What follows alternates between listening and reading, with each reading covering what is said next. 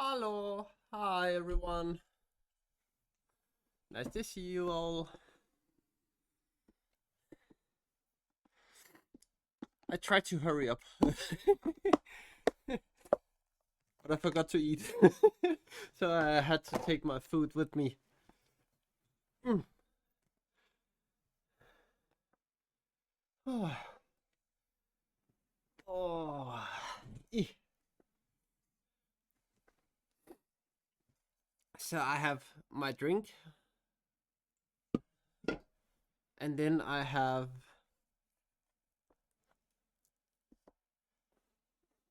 onigiri. I like onigiri. It's nice.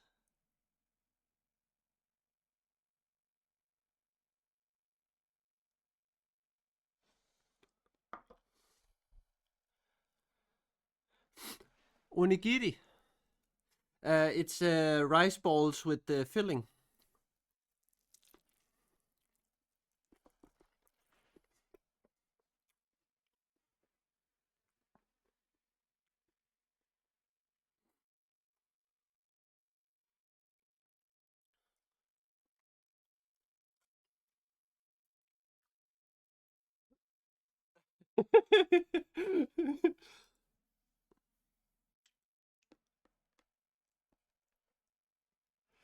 Oh, are you sick, Earthling?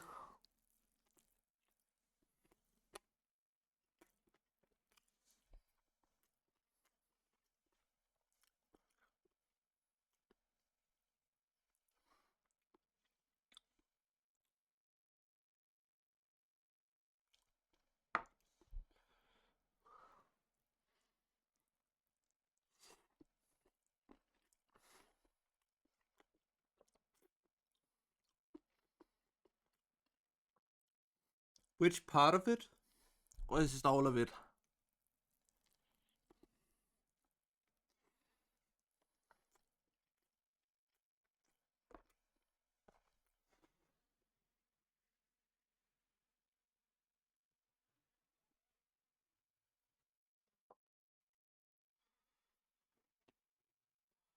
Okay.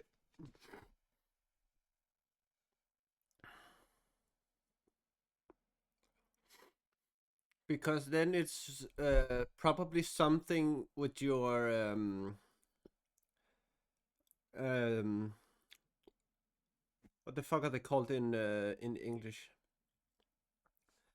Like the holes on the side of your head, right beside your eyes. It's probably something which goes up into them, like a nerve or something, which hurts. Um, no, not the sinuses, because that's the front of your head. So like your forehead and your face. So right above and below your eyes. If it's more on the side of your eyes, yeah, the temples. It's fucking weird they called them that.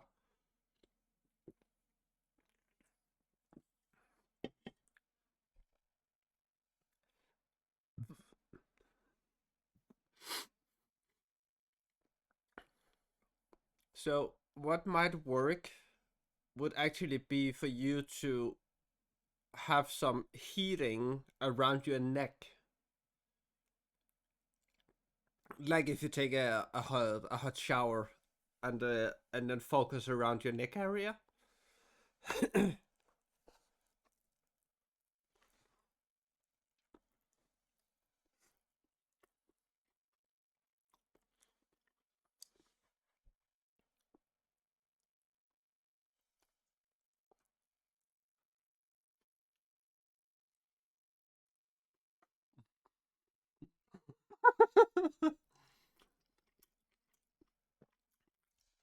No.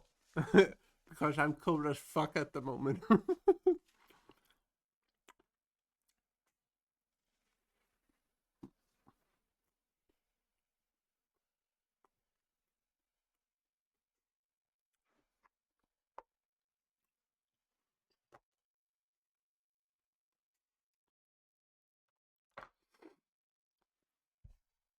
At the moment, I actually feel really cold. Yeah. And then just heat it up in the microwave. Not super hot, but like it's still hot enough for you to feel the warmth go through the fabric and into your neck.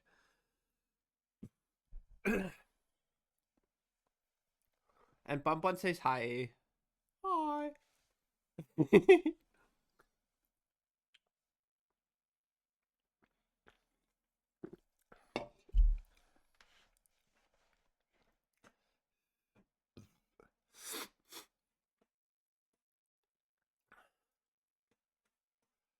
And we also have a new thing, which I want to show you guys. What the fuck did that go? Oh no, now I know where it go. Where it went. Here. There. Hmm. Here. There. I am everywhere. Boo!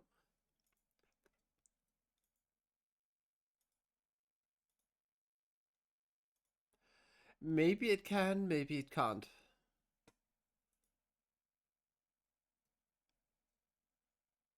It couldn't. To me! Hi! Um, it's a window capture I want. Here, yeah. Thank you. I hate this.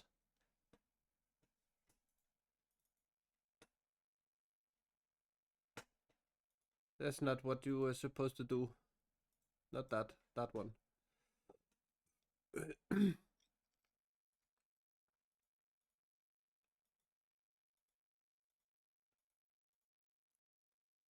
um. Okay, apparently I can't do that with this.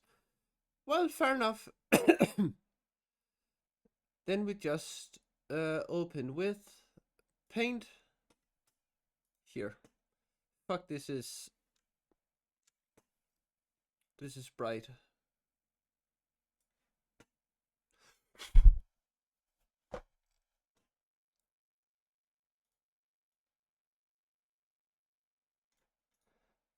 Cut.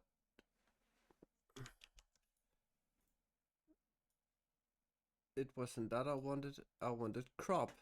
Thank you. Because then it almost fits. Okay, then we will just do it like this.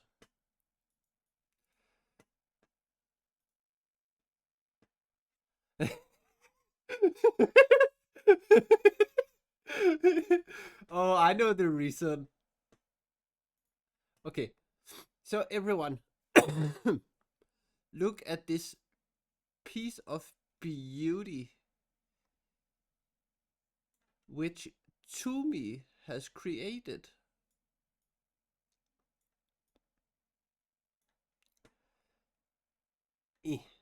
Here.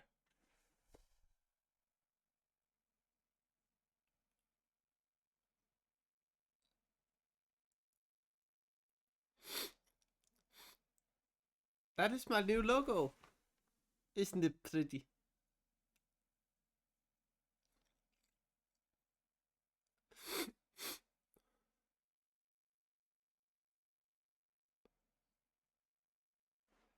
I think it's pretty.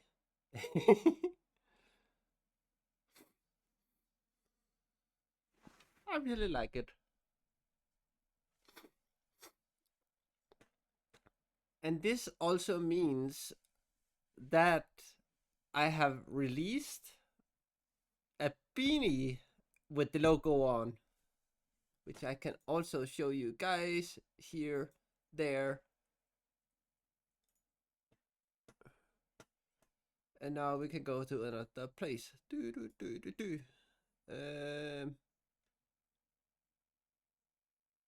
Chrome, there. Look! Beanie!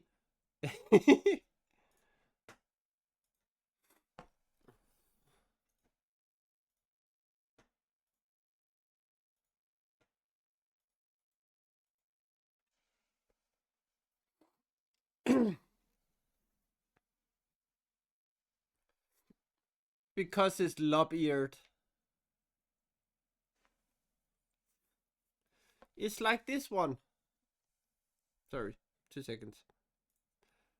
It's like this.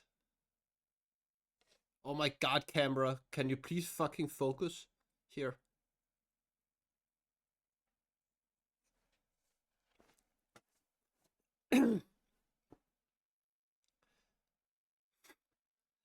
They are lob-eared. So yes. So to celebrate that, yeah, you can see everything now. To celebrate that, I want to do a free shipping on it from today. Yeah, floppy eared, flop.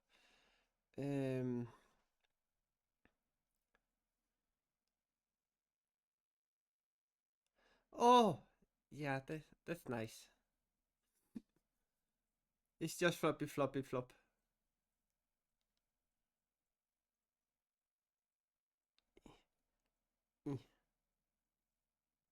Log in here. Bunny always need a hug.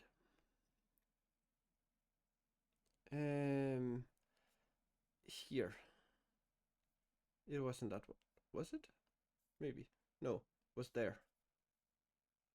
Promotions. Here.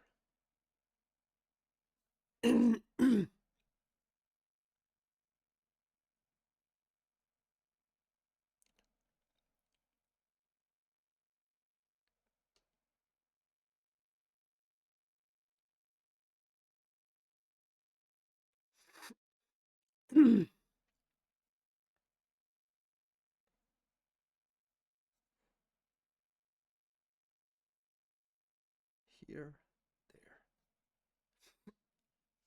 So if you type in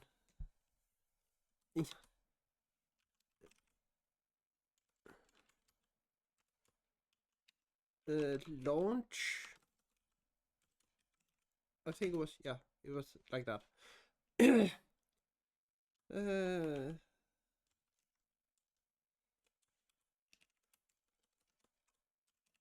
Use code launch for free shipping on your new beanie from the kingdom of Cuniculus. Here. Here. And we pin this. Yes. There we go. So you can use the code launch for free shipping to get the new beanie. And this will run for 2 weeks. So week 42 and 43.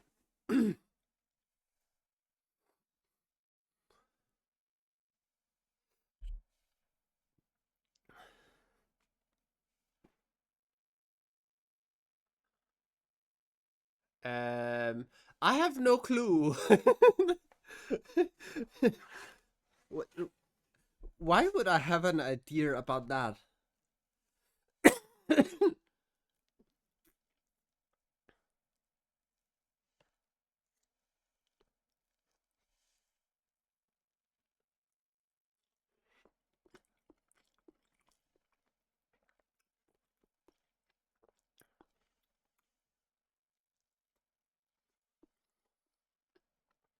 They are. But this Bun has no money.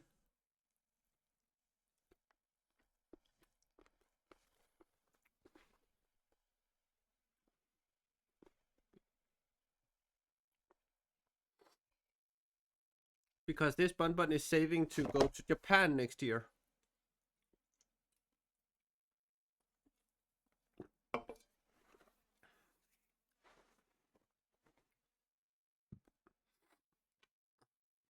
Launch!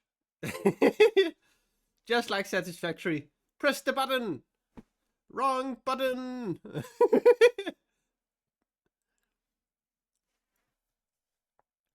So for Mike to see as well. Here. I need to show Mike. Mike needs to see. Product here. This. Isn't it pretty?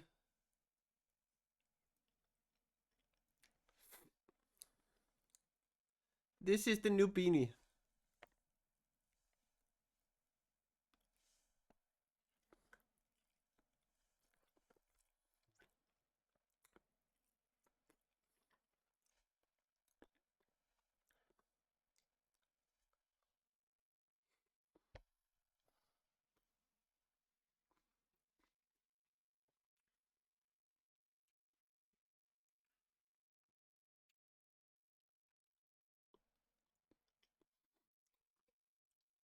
And right now they are with free shipping if you use the code launch. And they are only $15.99. I think it was euro. No, it was US dollars.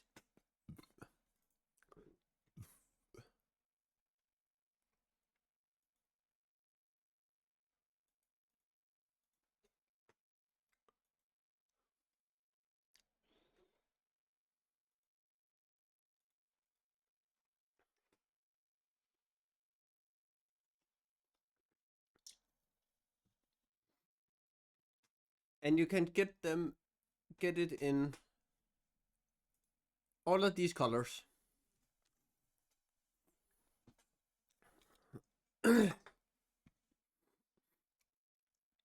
Yeah, I'm trying to make it affordable for people. I do not earn a lot on them.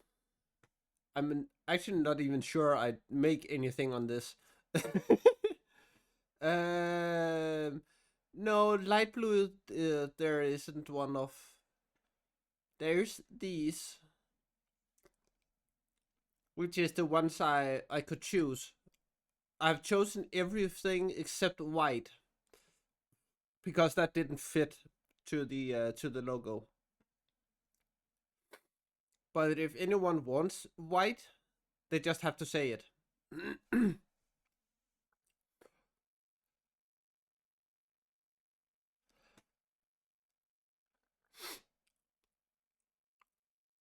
So the closest one to a blue is the navy. So yeah.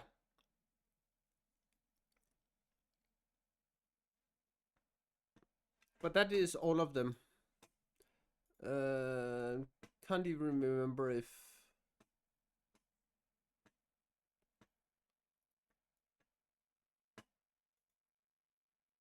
if I actually get something out of it.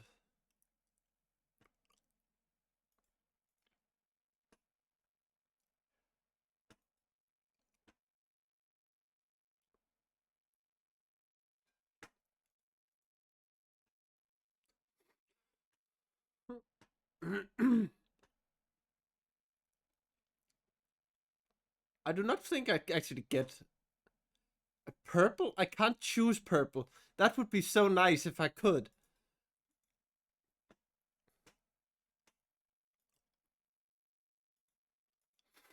It would be so nice if I could.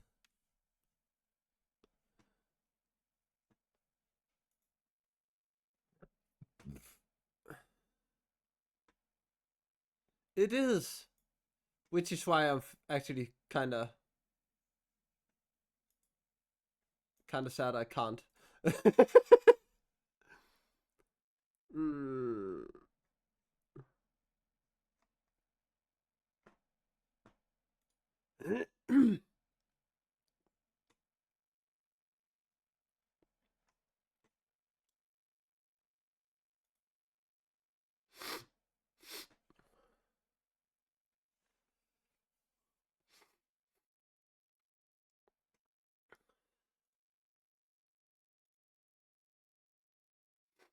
I can only get clothing in purple plum, so plum, eggplant, and lavender. Orchids also. The only thing I can get for headwear is a cap.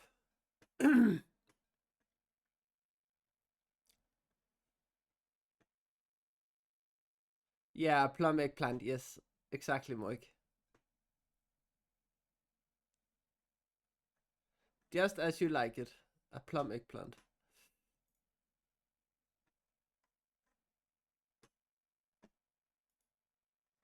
As far as I could see.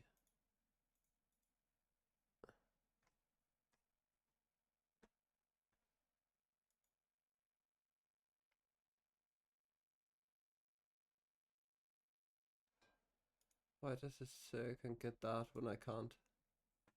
That's stupid. Well, that's stupid. Yeah. um.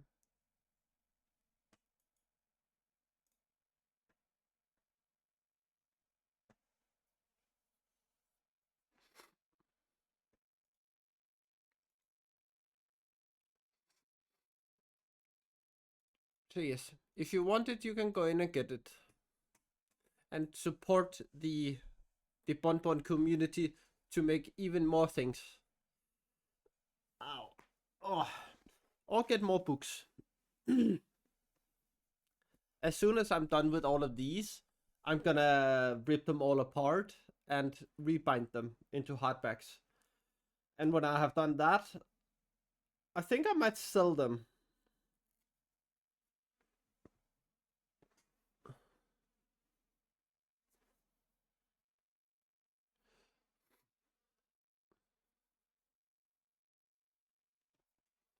Yeah, go take a shower. Yeah, sounds like a good idea.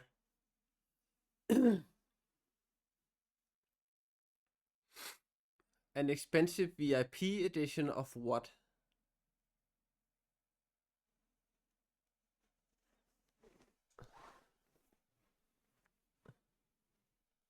Have a nice shower, Earthling.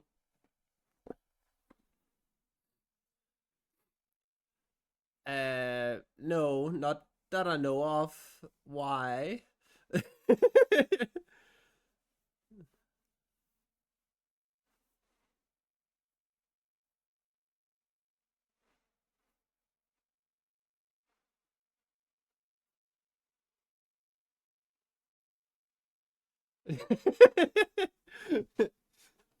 Yeah, only buy from my official fourth wall.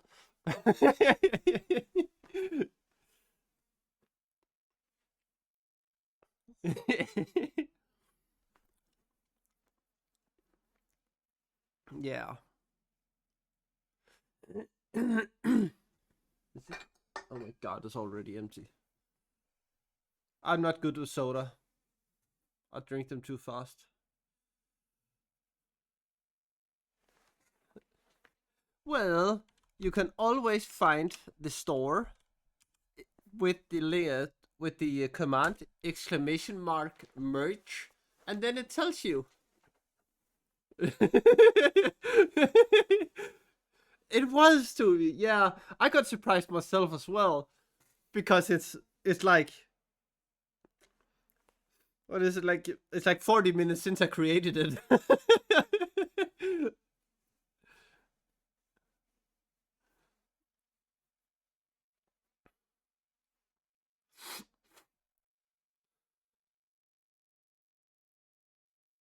They are fast, but I do not think they are that fast.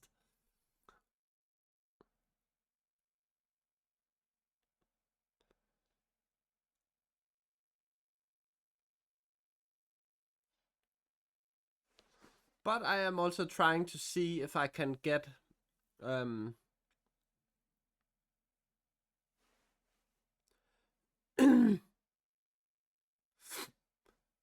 well, for me it's more like I um I just like to see my things out there. But I I have actually thought about making like a supporter T-shirt, if it's possible for me to like get your name on it. That is a thought I have gone with for some time.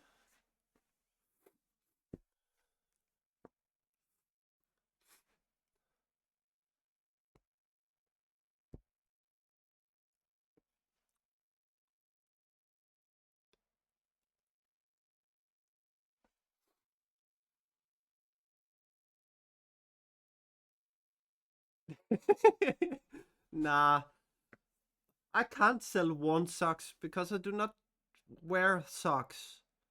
I wear pantyhoses. The only socks I wear is military socks.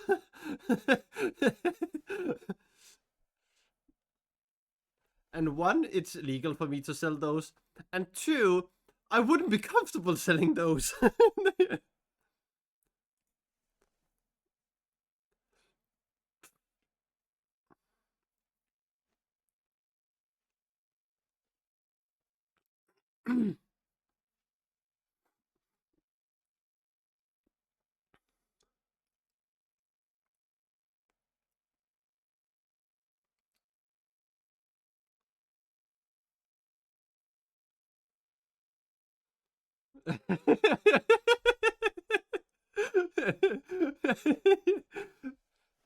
Exactly, Toby. And they are expensive.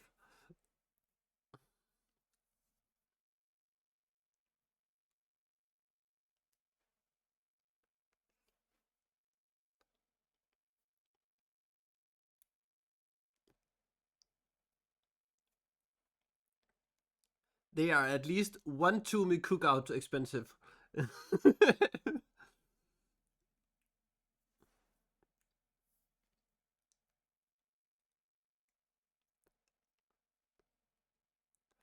Hi, Sin. Hi.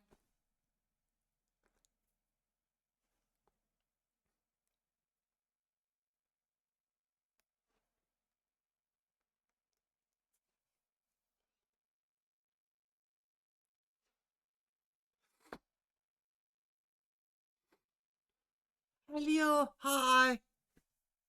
Welcome in. Yeah, that's fine. Um, but yeah, Fourth Wall have actually they have like this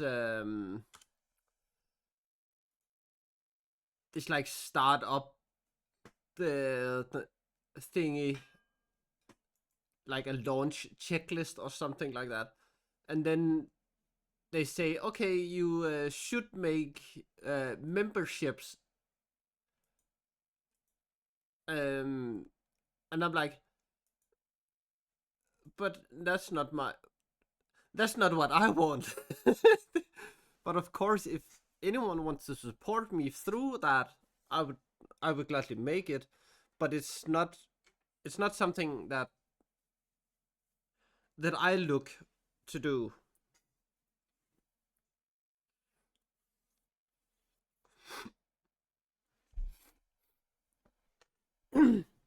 Because to be honest, I feel a little bit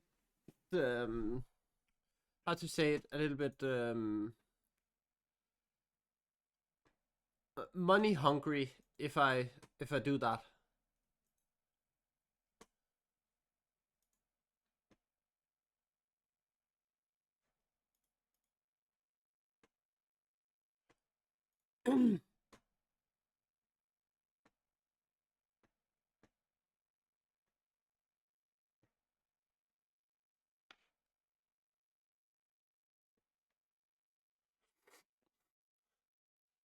No, I'm that's what I'm trying to not be.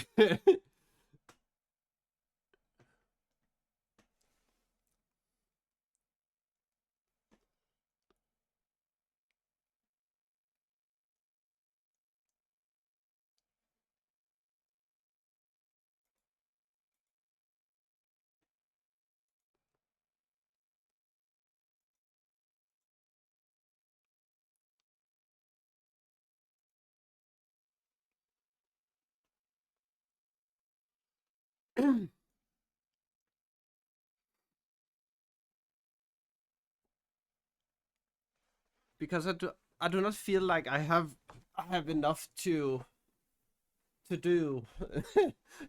If you get what I mean. I do not have enough to offer.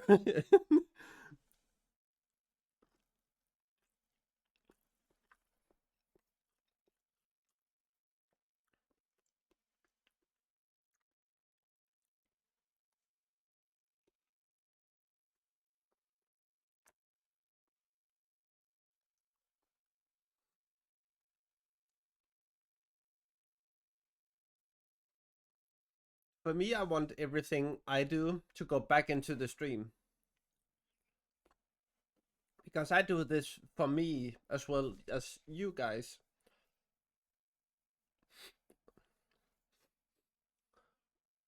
I just like I just like being here.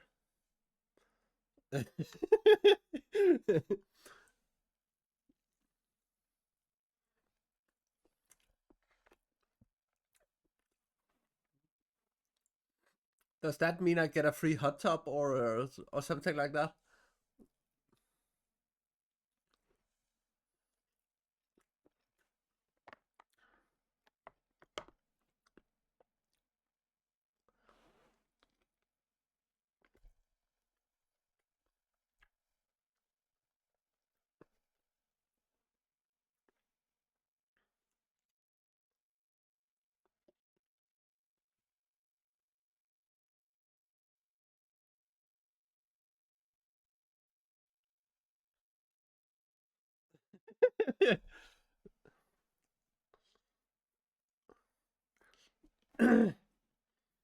For fuck's sake, Mike.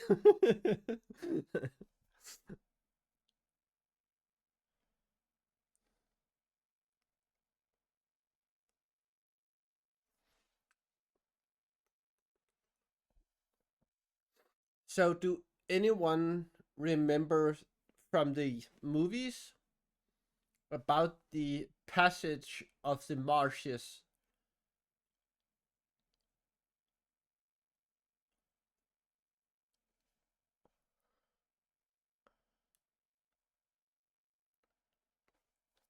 Because that's the part where we are at the moment.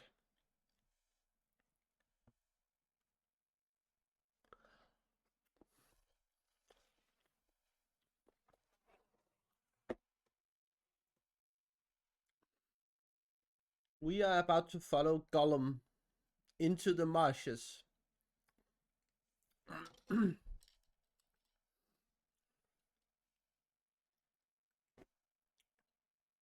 maybe some drown, maybe some don't. Who knows? Nom nom nom nom. I like that. Here.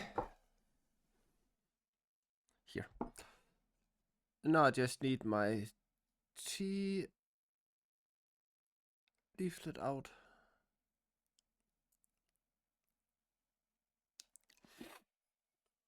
Mm. There we go.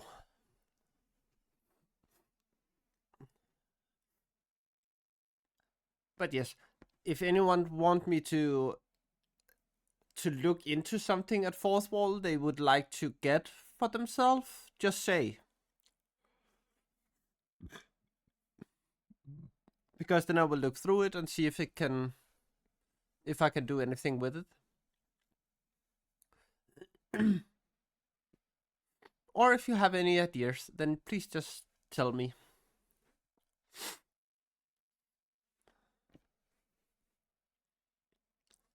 I try to listen to what people say.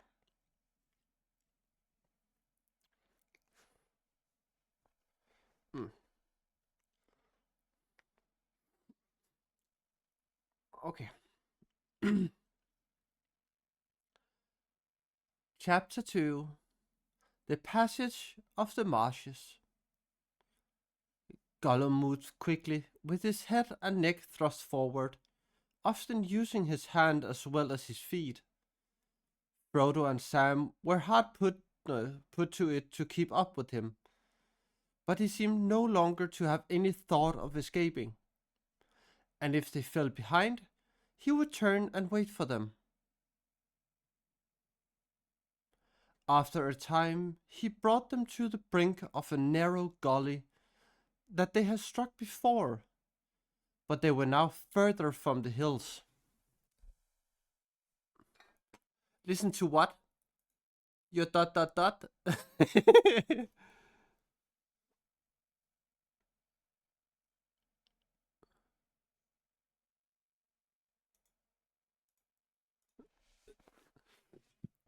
All I see is 3 stars.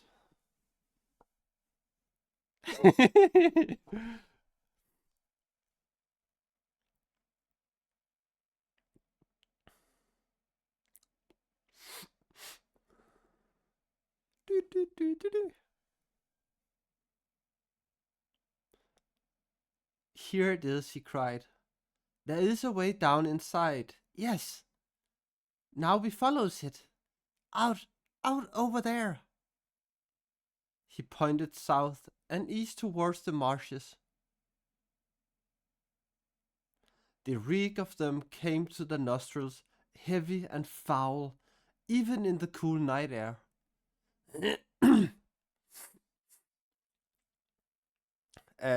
Where? I can only see.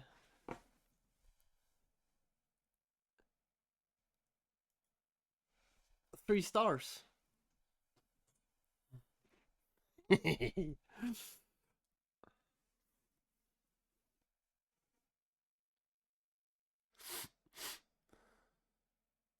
Yeah, the 3 stars.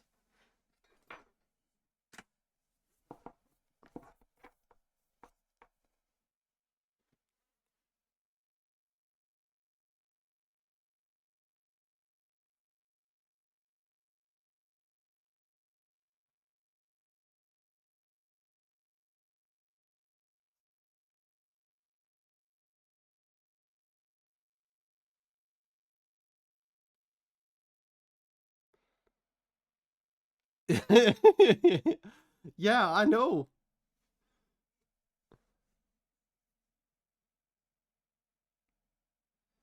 I know you're doing that. Yeah, the bunny, the 3 stars. Yeah, exactly. Gollum cast up and down along the brink, and at length he called to them, Here! We can get down here! Smeagol went this way once. I went this way, hiding from Ox. He led the way, and following him, the hobbits climbed down into the gloom. It was not difficult, for the rift was at this point only some 15 feet deep, and about a dozen across. There was running water at the bottom. It was in fact the bed of one of the many small rivers that trickled down from the hills to feed the stagnant pools and mires beyond. Gollum turned to the right, southward more and less, and splashed along with his feet in the shallow stony stream. He seemed greatly delighted to feel the water, and chuckled to himself, sometimes even croaking in some sort of song.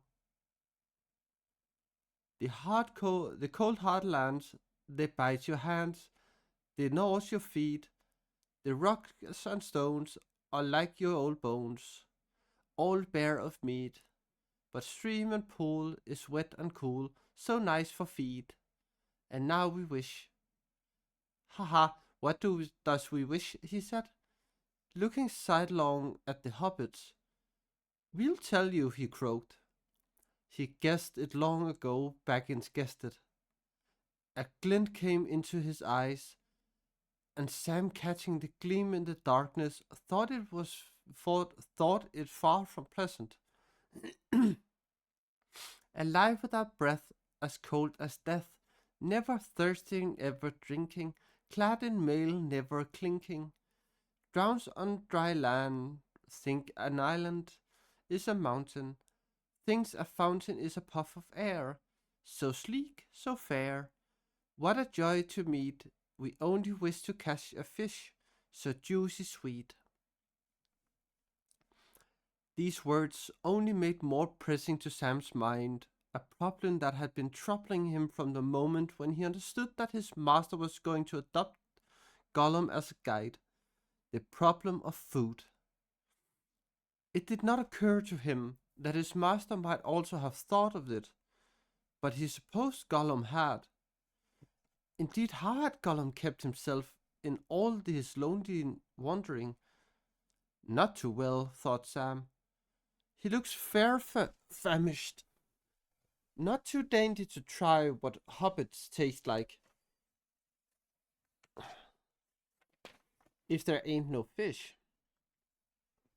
I'll wager, supposing as he could catch us napping.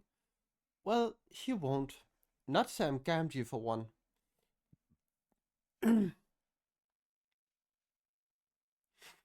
They stumbled along in the dark, winding gully for a long time, or so it seemed to the tired feet of Frodo and Sam. The gully turned eastward, and as they went on, it broadened and got gradually shallower. At the last, at last, the sky above grew faint with the first grey of morning. Gollum had shown no signs of tiring, but now he looked up and halted. Day is near, he whispered, as if day was something that might overhear him and spring on him. Smeagol will stay here, I will stay here, and the yellow face won't see me. We should be glad to see the sun, said Frodo, but we will stay here. We are too tired to go any further at present. You are not wise to be glad of the yellow face, said Gollum. It shows you up. Nice sensible hobbits stay with Smeagol. Orcs and nasty things are about. They can see a long way. Stay and hide with me. The three of them settled down to rest at the foot of the rocky wall of the gully.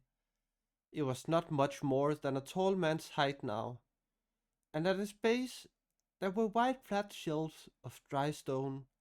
The water ran in a channel on the other side. Frodo and Sam sat on one of the flats, resting their backs. Gollum paddled and scrabbled in the stream.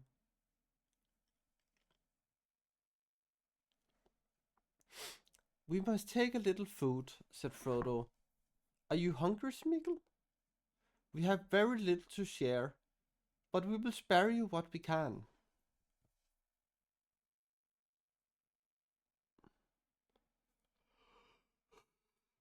Yeah, sorry, I just need to write something down, else I forget it.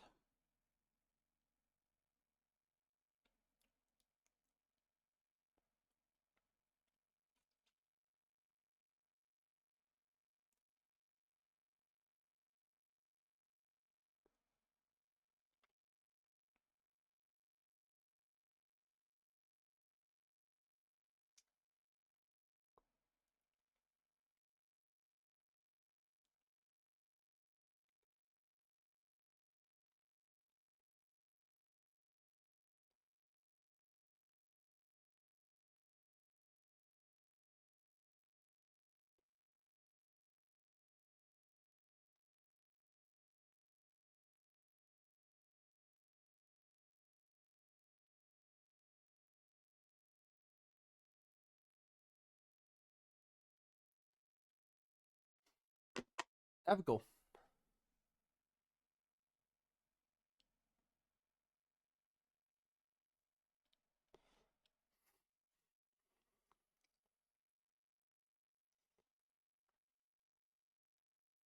I would never take your phone number.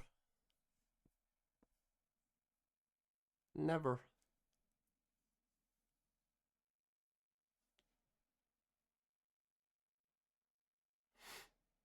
I don't even want to go in and look at people's addresses. Not without a permission, at least.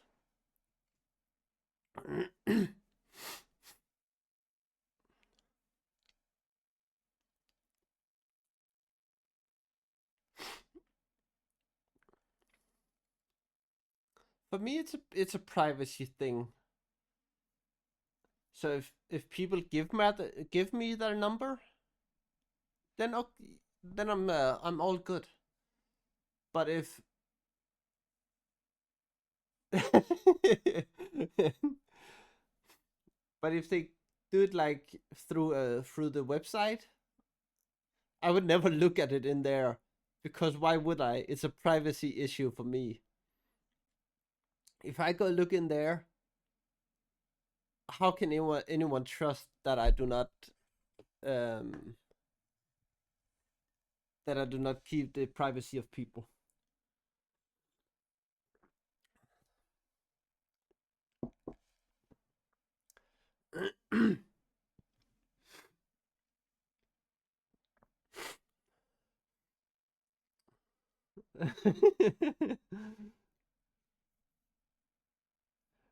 Mike is so dramatic today.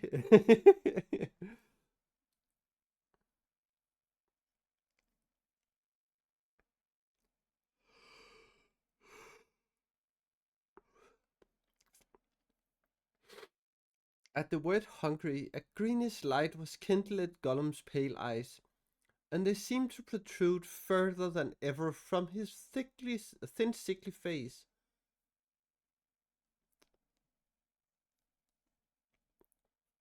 For a moment he relapsed into his old Gollum manner. We are famished. Yes, famished we are, precious, he said. What is it they eats? Have they nice fishes? His tongue lolled out between his sharp yellow teeth, licking his colorless lips. No, we have got no fish, said Frodo. We only have got this. He held up a wafer of lembas and water, if the water here is fit to drink.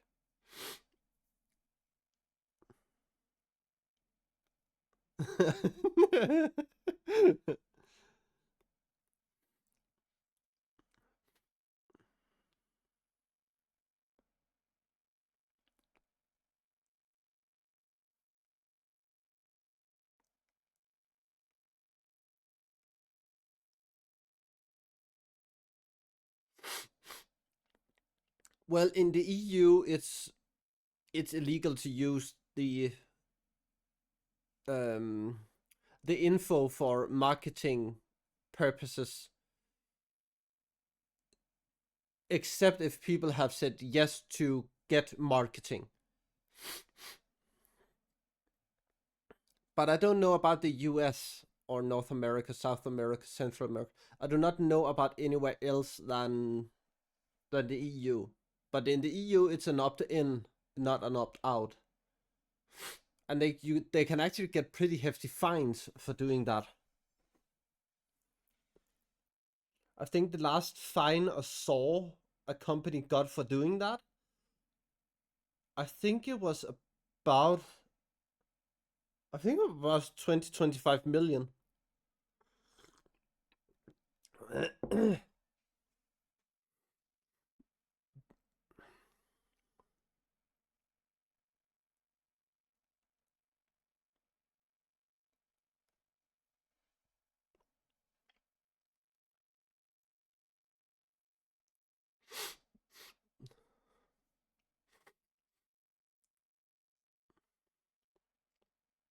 Well, sometimes you have to be that to protect yourself.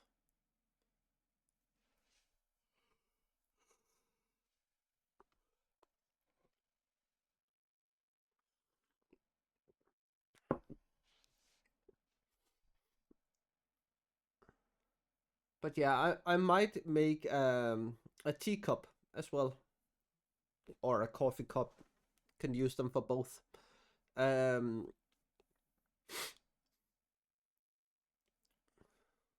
with with either the book button or the logo.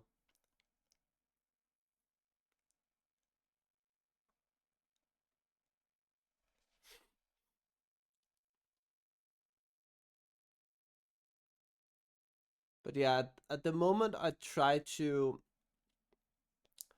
just just earn about $3 to $4 per purchase, or sorry, per item people buy, because that way I can give free shipping sometimes. Because as far as I remember, free shipping is $3.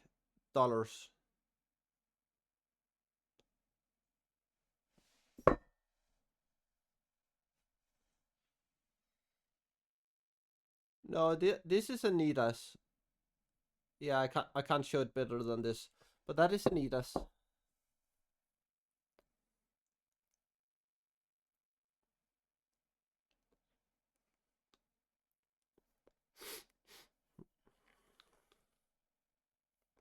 That one is not mine.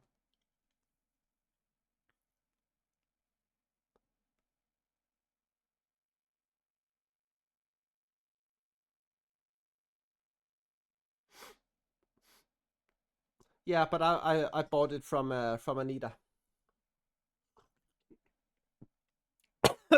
Puh.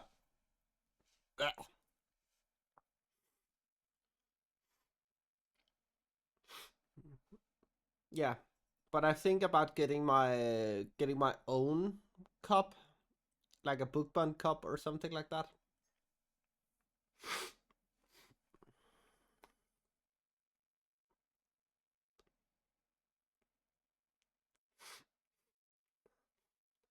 Maybe with like the secret society of book bunds at the top.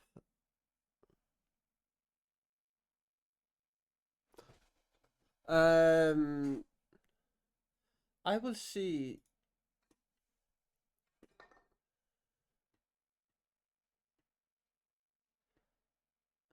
Oh, sorry. Yeah, sorry. Edit header, edit menu. Yeah, sorry. Collection, clothing here, there.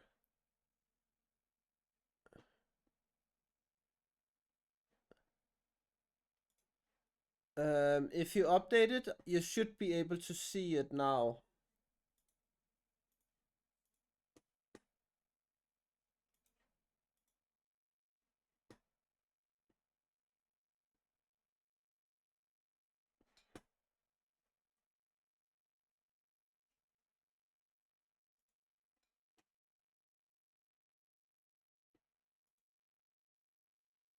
Oh my god, what have it done to my beautiful site?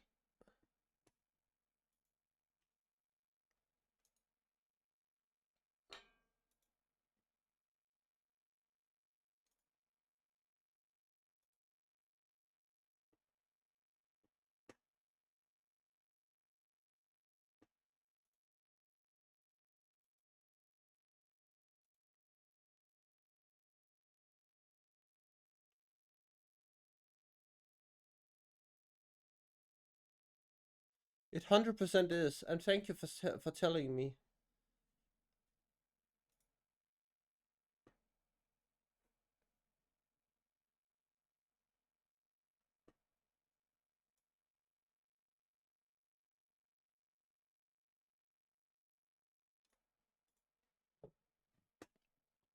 Because I also found another error. So thank you.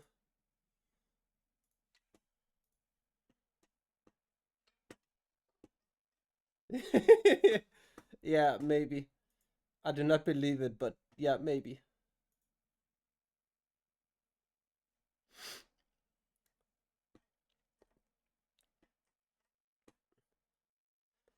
So yes, there we go.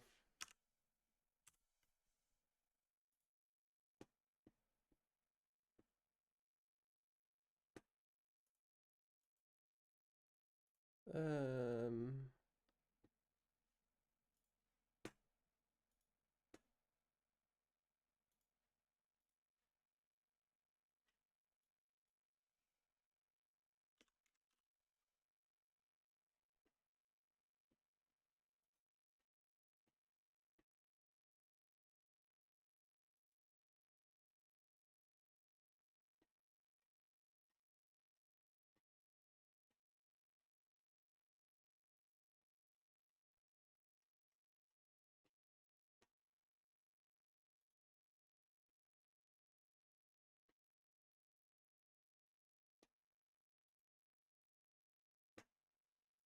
So yes.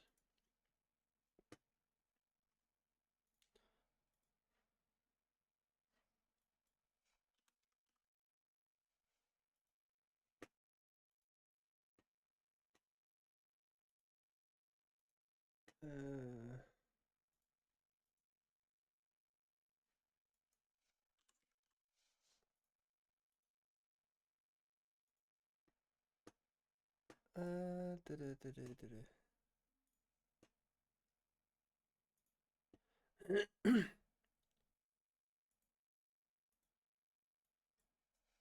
um, yes, there.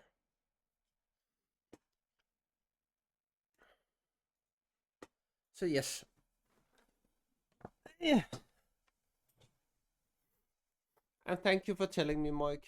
Appreciate it. Oh, it's oh, I didn't know. Uh, channel.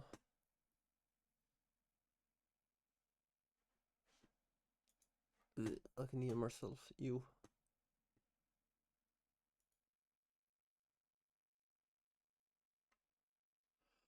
Oh yeah.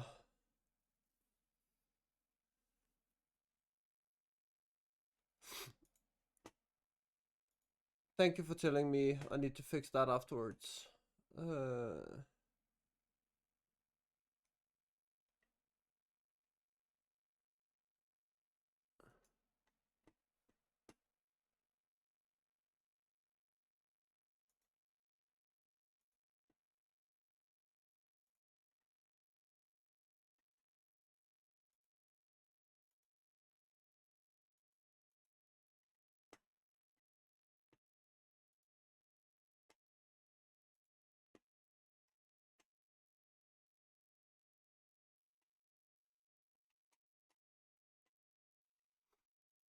Um.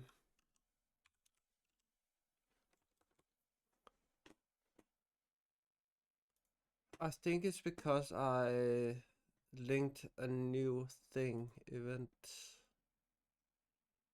Uh,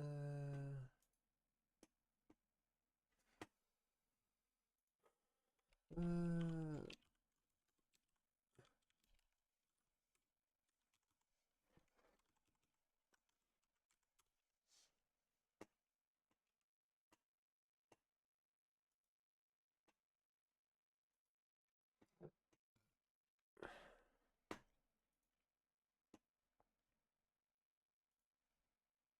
hmm.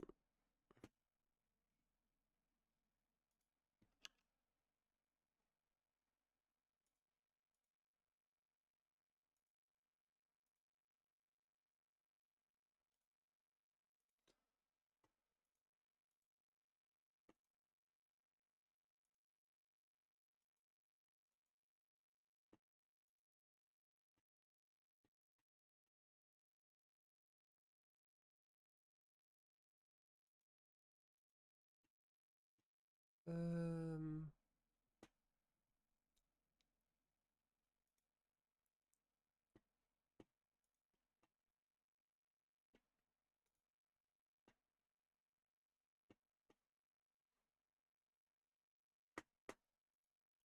Yeah, go do that.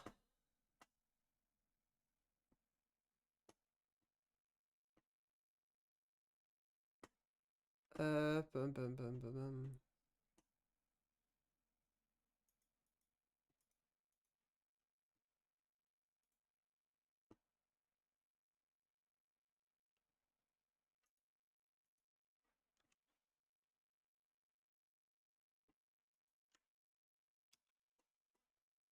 There. Here. Here. That was not what I was supposed to do. It was this I was supposed to. Okay, let's see if it works now.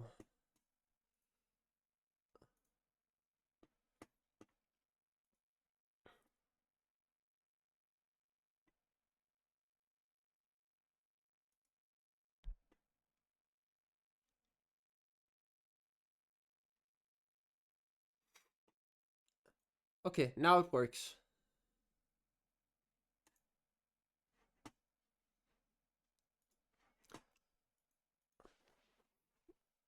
And thank you again, Moik. Thank you for looking it through.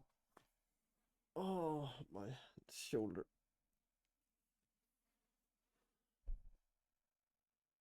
I appreciate it.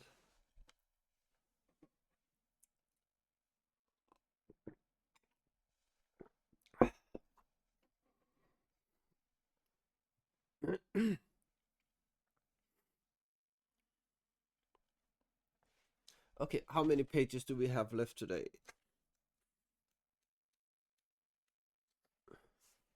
Okay, we have quite a lot of pages left.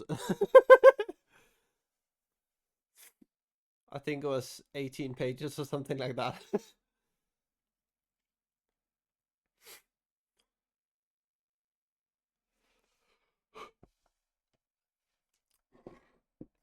Yes, yes, nice water, said Gollum.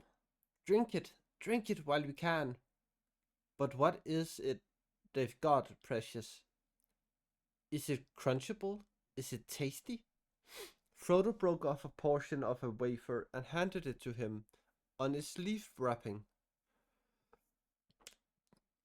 Gollum sniffed at the leaf and his face changed. A spasm of disgust came over it, and a hint of his old malice. Smeagol smells it, he said. Leaves out of the elf country. Ah, they stinks. He climbed in those trees, and he couldn't wash the smell off his hands. My nice hands.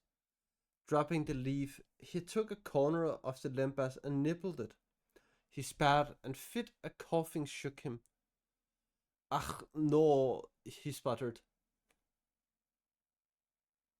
You tried to choke poor Smeagol. Dust and ashes. He can't eat that. He must starve. But Smeagol doesn't mind. Nice hobbits. Smeagol has promised. He will starve. He can't eat hobbits' food. He will starve. Poor thin Smeagol. Oh yeah, Leo. If you wanna see the new merch, go in there and check it out. I'm sorry, said Frodo, but I can't help you.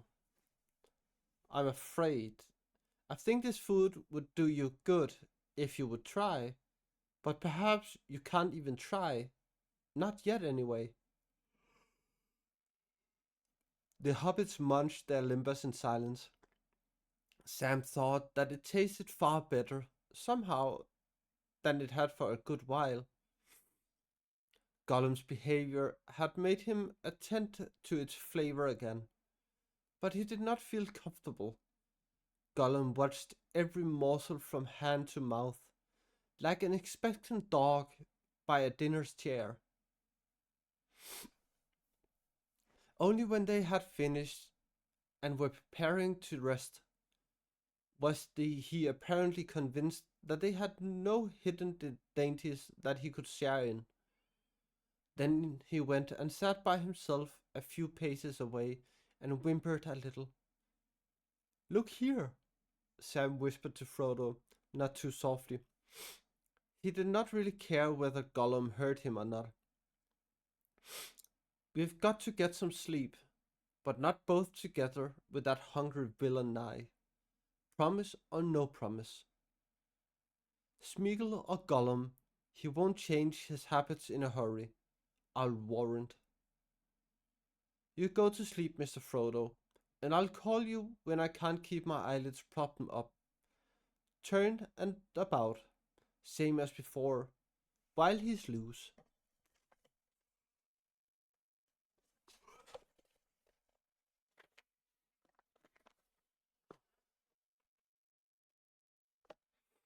Perhaps you're right, Sam, said Frodo, speaking openly. There is a change in him, but just what kind of a change and how deep, I'm not sure yet. Seriously, though, I don't think there is any need for fear at present. Still watch if you wish. Give me about 2 hours, not more, and then call me. So tired was Frodo that his head fell forward on his breast and he slept. Almost as soon as he had spoken the words, Gollum seemed no longer to have any fears. He curled up and went quickly to sleep, quite unconcerned. Presently his breath was hissing slowly through his clenched teeth, but he lay still as a stone. After a while, fearing that he would drop off himself if he sat listening to his two companions' breathing, Sam got up and gently prodded Gollum. His hands uncurled and twitched, but he made no other movement. Sam bent down and set fish close to his ear, but there was no response, not even a catch in Gollum's breathing. Sam scratched his head. Must really be asleep, he muttered. And if I was like Gollum, he wouldn't wake up never again. He restrained the thought of his sword and the rope and sprang to his mind and went and sat down by his master. When he woke up, the sky above him was dim, not lighter but darker than when they had breakfasted. Sam leapt to his feet, not least from his own feeling of vigor and hunger. He suddenly understood that he had slept the daylight away, 9 hours at least. Frodo was still fast asleep, lying now stretched on his side. Gollum was not to be seen. Various reproachful names for himself came to Sam's mind, drawn from the gaffer's large paternal word hoard. Then it also occurred to him that his master had been right. There had for the present been nothing to guard against. They were at any rate both alive and unthrottled. Poor wretch, he said half remorsefully. Now I wonder where he got to. Not far, not far, said a voice above him. He looked up and saw the shape of Gollum's large head and ears against the evening sky.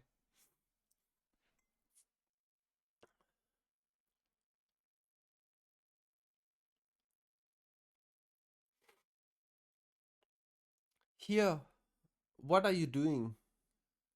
Cried Sam, his suspicion coming back as soon as he saw that shape.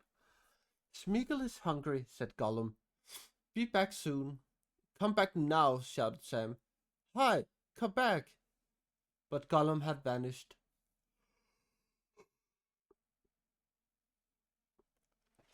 Frodo woke at the sound of Sam's shout and sat up, rubbing his eyes. Hello, he said. Anything wrong? What's the time? I don't know, said Sam. After sundown, I reckon. And he's gone off. Says he's hungry. Don't worry, said Frodo. There's no help for it. But he'll come back, you'll see. The promise will hold yet a while, and he won't leave his precious anyway. Frodo made light of it when he learned that they had slept soundly for hours with Gollum, and a very hungry Gollum too, loose beside them. Don't think of any of your gaffer's hard names, he said.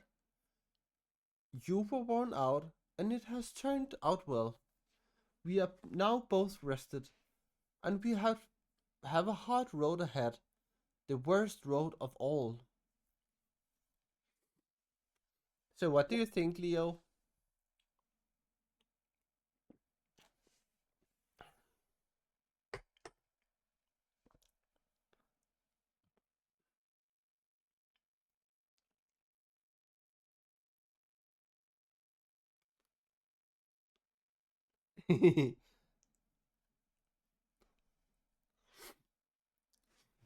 And there's free shipping on it as well, Leo.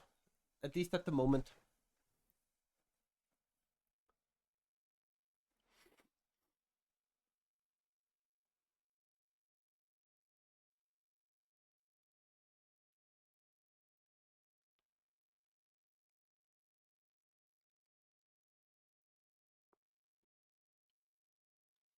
Yeah, you just need to use the code launch. Then you get free shipping.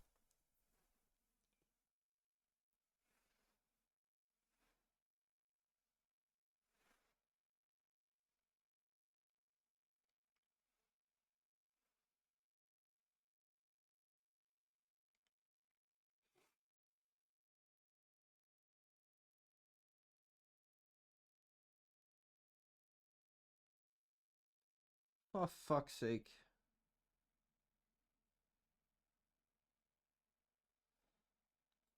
I couldn't even write the the right fucking word.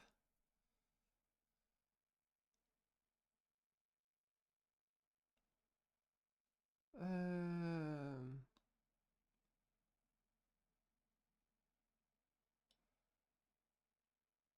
Fish.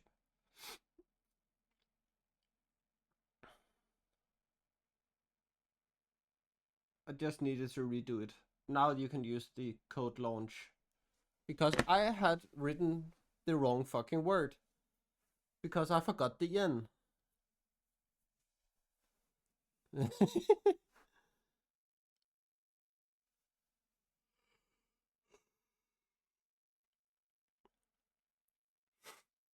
About the food, said Sam. How long's it going to take us to do this job?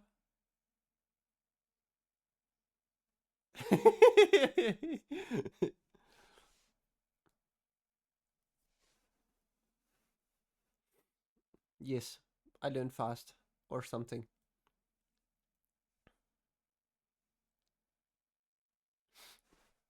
I need to speed up the learning of Japanese.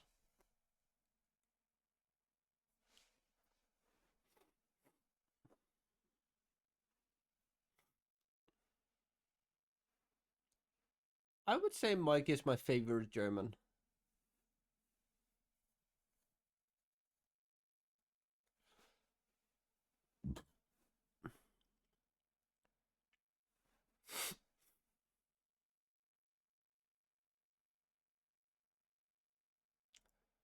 I actually know two.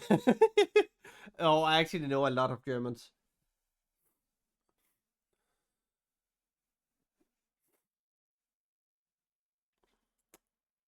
Yeah, but probably going to Japan next year in the autumn with my girlfriend, and I want to be able to just at least speak a little bit of Japanese with her grandparents, so they can see I'm not a fucking gaijin.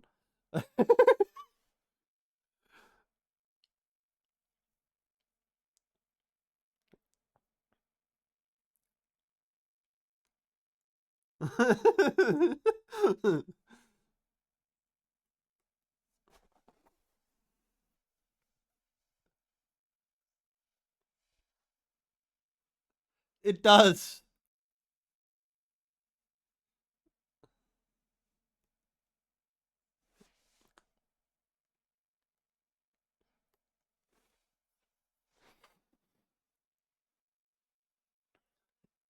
Gaijin is a curse word for foreigner.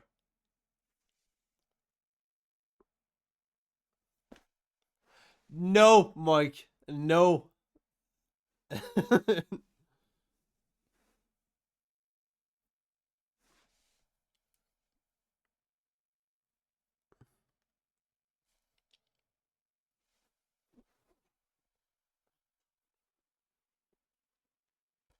Ow. Yeah, me too.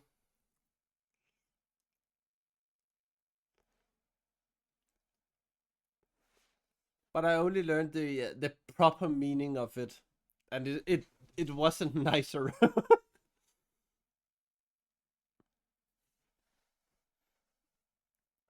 Okay. Uh,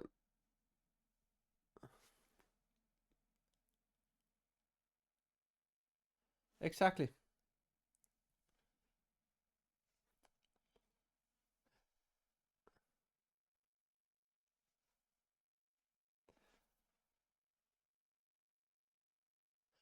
It was an insulting term in the movie, but it's even worse when you look at the um,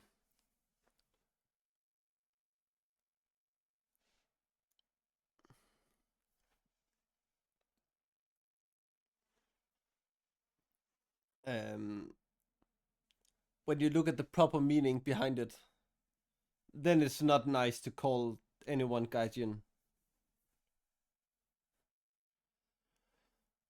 Okay. About the food, said Sam. How long is it going to take us to do this job? And when it's done, what are we going to do then? This whey bread keeps you on your legs in a wonderful way, though it doesn't satisfy the innards proper, as you might say. Not to my feeling anyway, anyhow.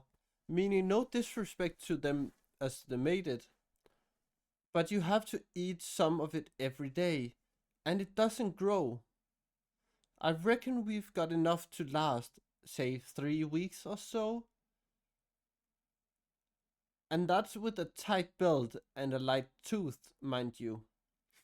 We've been a bit free with it so far. I don't know how long we shall take to finish, said Frodo. We were miserably delayed in the hills. But Samwise Gamgee, my dear hobbit, indeed, Sam, my dearest hobbit friend of friends. I do not think we need to give thought to what comes after that. To do the job as you put it. What hope is there that we ever shall? And if we do, who knows what will come of that? If the one goes into the fire, and we are at hand, I ask you, Sam, are we ever likely to need bread again? I think not.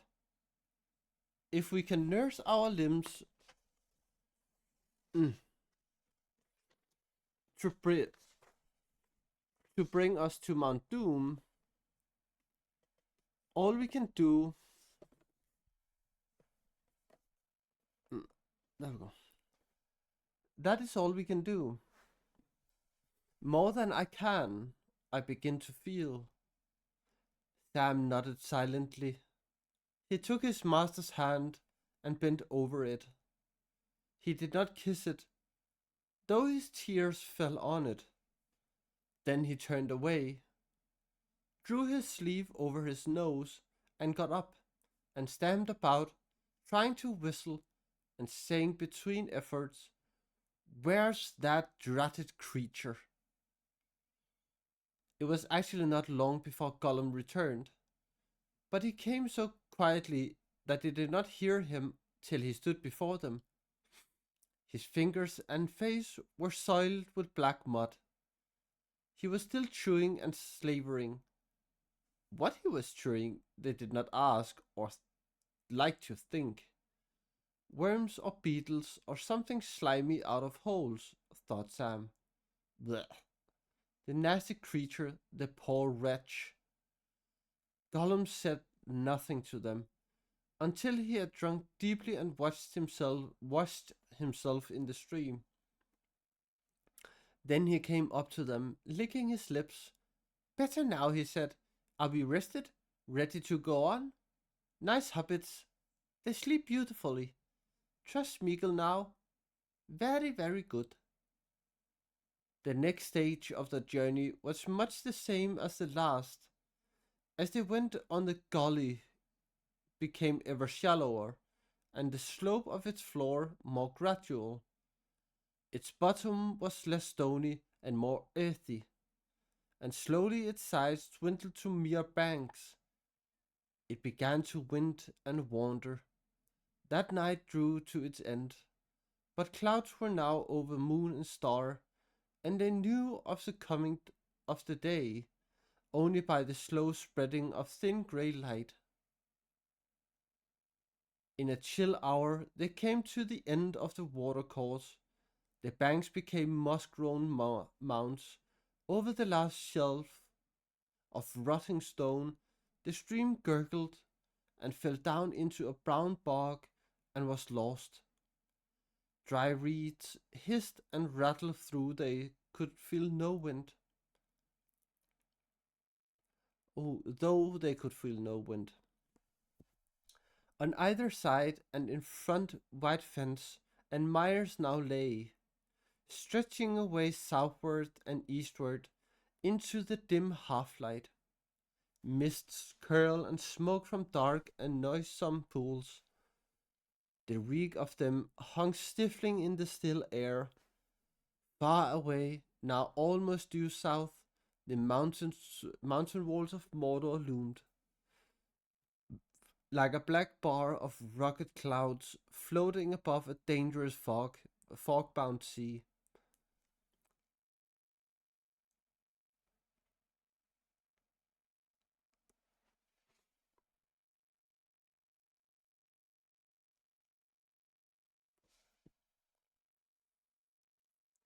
Ow. The hobbits were now wholly in the hands of Gollum. They did not know, and could not guess in that misty light, that they were in fact only within the northern borders of the marshes, the main expanse of which lay south of them. They could, if they had known the lands, with some delay have retraced their steps a little, and then turning east have come round over hard roads to the bare plain of Dagorlad, the field of the ancient battle before the gates of Mordor.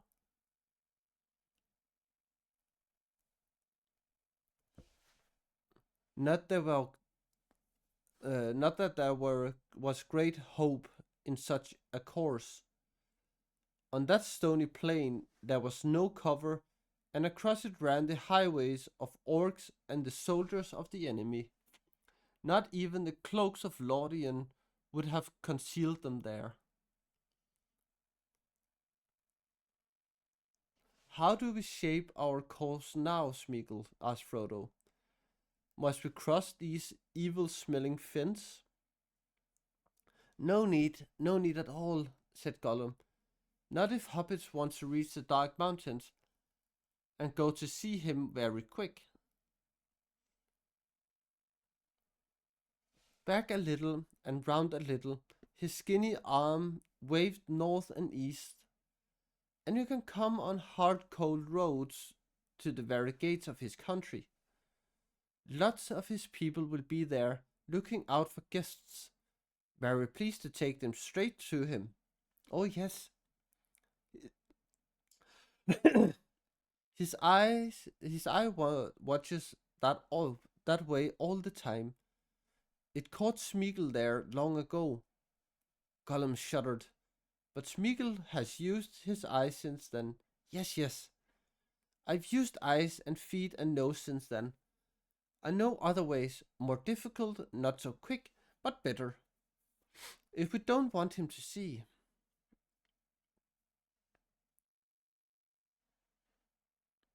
Follow Smeagol. He can take you through the marshes, through the mists, nice thick mists.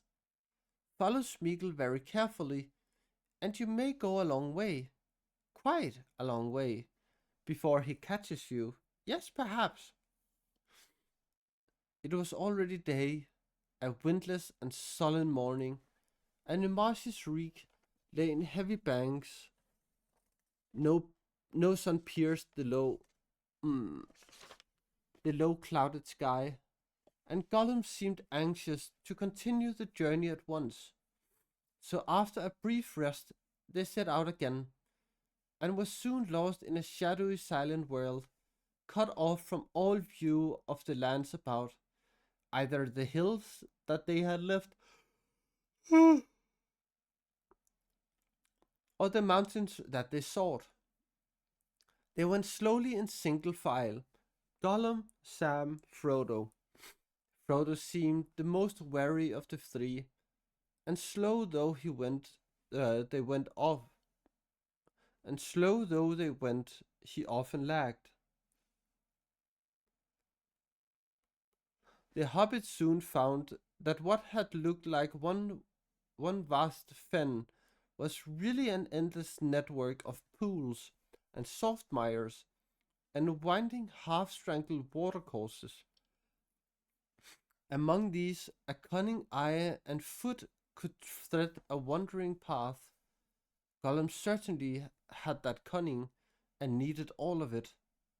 His head on his long neck was ever turning this way and that, while he sniffed and muttered all the time to himself. Sometimes he would hold up his hand and hold them, while he went forward a little, crouching, testing the ground with fingers and toes, or merely listening with one ear pressed to the earth. Yeah.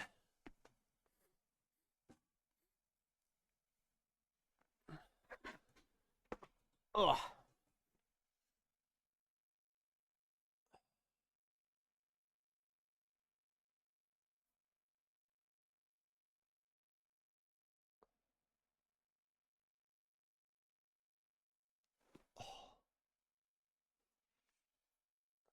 yeah, I'm taking some small breaks because my shoulder have begun to hurt again.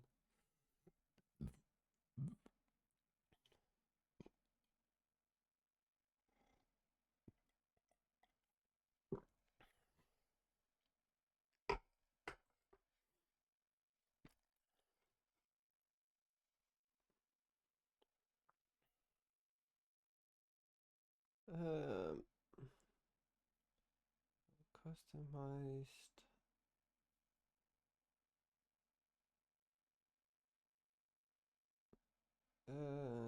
t-shirts. Fourth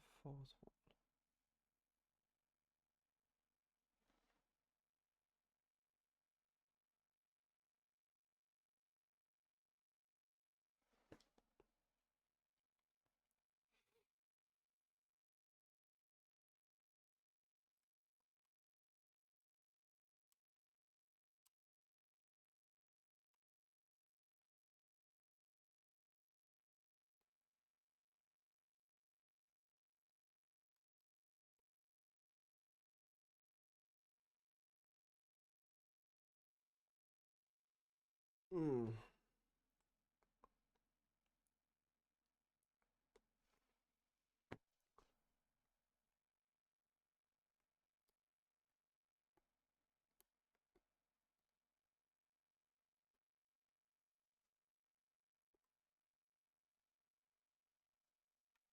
Oh,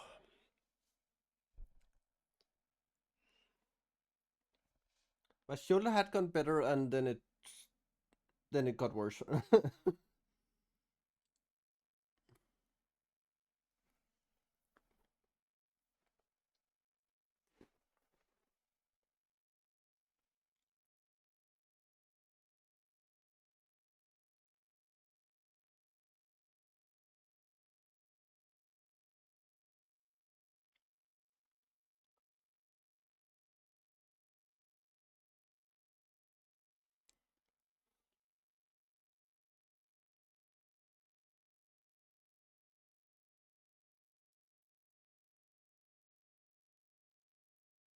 Mm.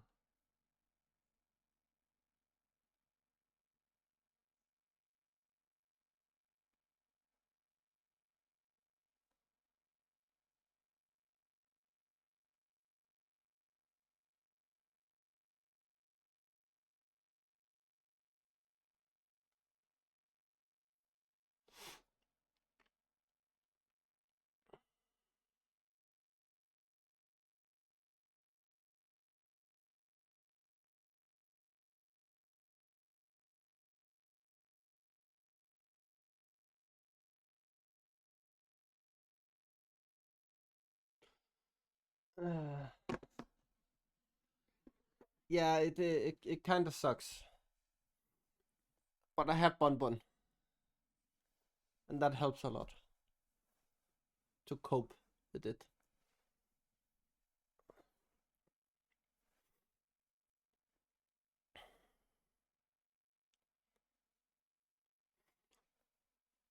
I have thought about just taking a blanket and then just put it on the floor, because my bed is too soft.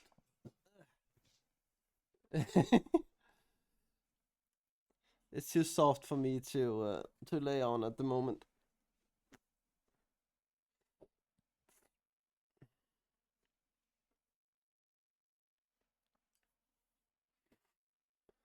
Yes, Bon Bon to the rescue. Yes.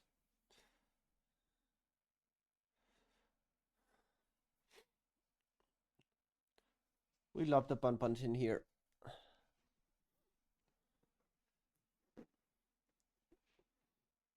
And maybe Toomey is also good soon. We can hope.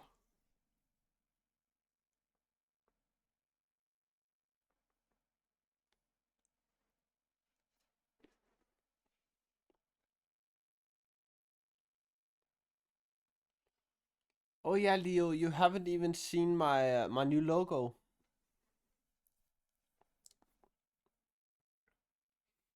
I'm gonna do it fast, so I'm gonna show it on my phone.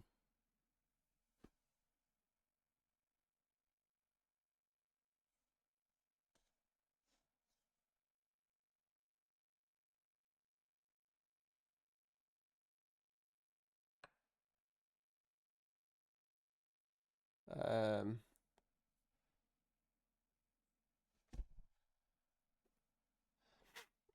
yeah, it is, but this one is more.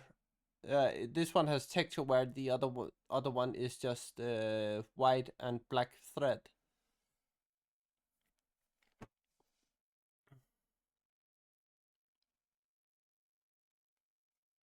Because I couldn't use that the uh,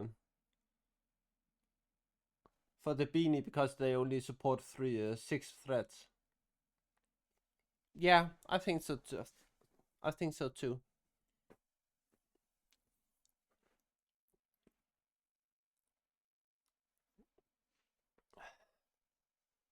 Yeah. Which reminds me, I need to go to Instagram and I need to add a new logo.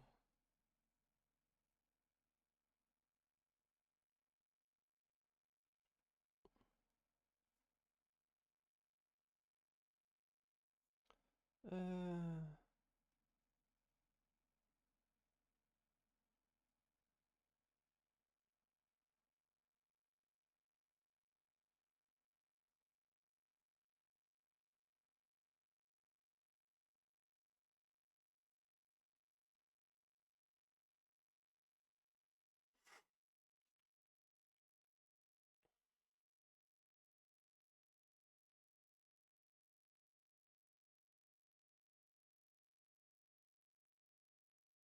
yeah, thank you.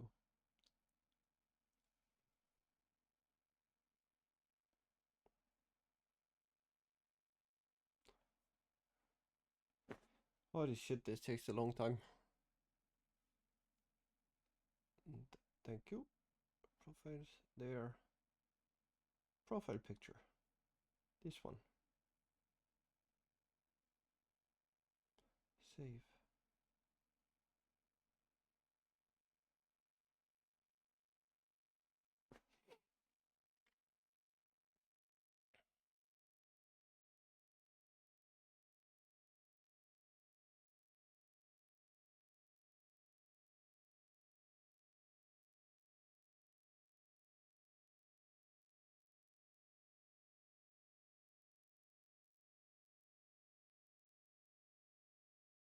Mm,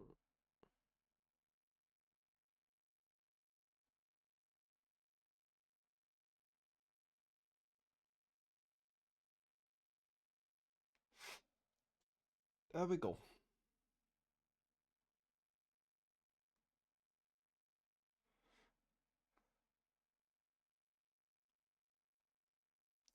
We have gotten a new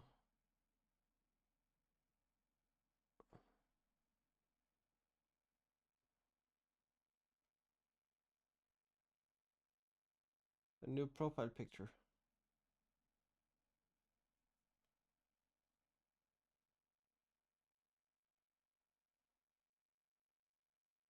I think. Yeah, it's just really slow at updating.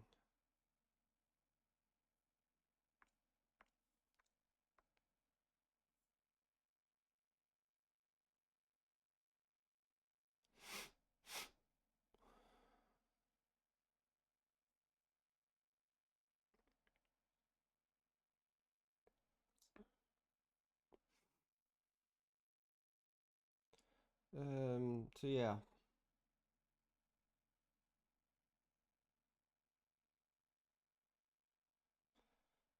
Eh.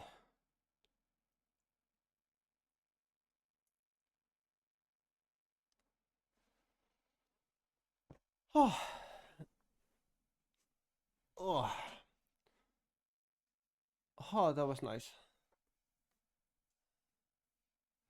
Um, okay, so where was we? Uh, we were there. It was dreary and wearisome. Cold, clammy winter still held sway in this forsaken country. The only green was the scum of livid weed on the dark, greasy surfaces of the sullen waters. Dead, dead grasses and rotting reeds loomed up in the mists, like ragged shadows of long forgotten summers. As the day wore on, the light increased a little, and the mists lifted, growing thinner and more transparent. Far above the rot and vapors of the world, the sun was riding high and golden now in a serene country with floors of dazzling foam, but only a passing ghost of her could they see below. Bleared, pale, giving no color and no warmth. But even at this faint reminder of her presence, Gollum scowled and flinched. He halted that journey and they rested, squatting like little hunted animals in the borders of a great brown red thicket. There was a deep silence, only scraped on its surfaces by the faint quiver of empty seed plums and broken grass blades trembling in small air movement that they could not feel. Not a bird, said Sam mournfully. No, no birds, said Gollum. Nice birds. He licked his teeth. No birds here. There are snakes, wormses, things in the pools, lots of things, lots of nasty things. No birds, he ended sadly. Sam looked at him with distaste. So passed the third day of the journey with Gollum, before the shadows of evening were long in happier lands. They went on again, always on and on, with only brief halts. These they made these they made not so much for rest as to help Gollum, for now even he had to go forward with great care, and he was sometimes at a loss for a while. They had come to the very midst of the dead marshes, and it was dark. They walked slowly, stooping, keeping close in line, following attentively every move that Gollum made. The fence grew more wet, opening into wide stagnant meres, among which it grew more and more difficult to find the firmer places where feet could tread without sinking into gurgling mud. The travelers were light, and maybe none of them could ever have found a way through. Welcome back to me. Welcome back.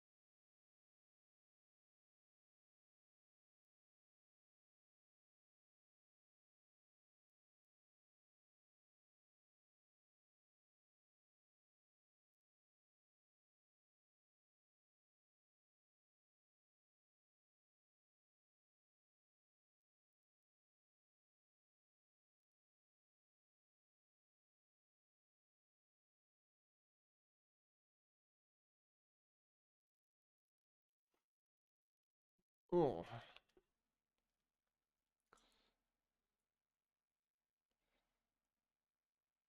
Oh yeah, Mike. Thank you for your suggestion.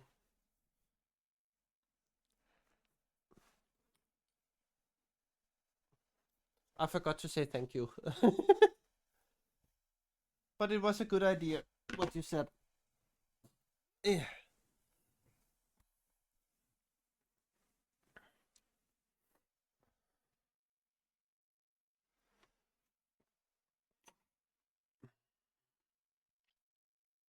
Okay.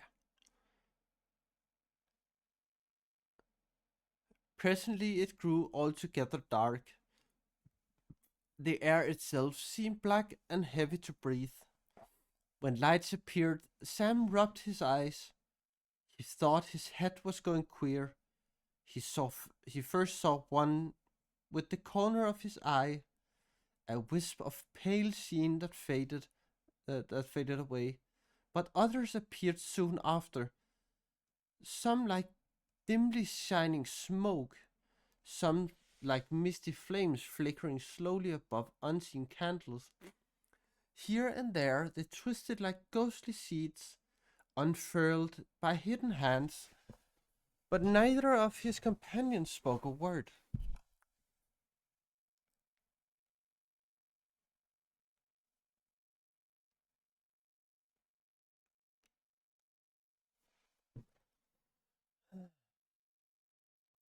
At last Sam could bear it no longer.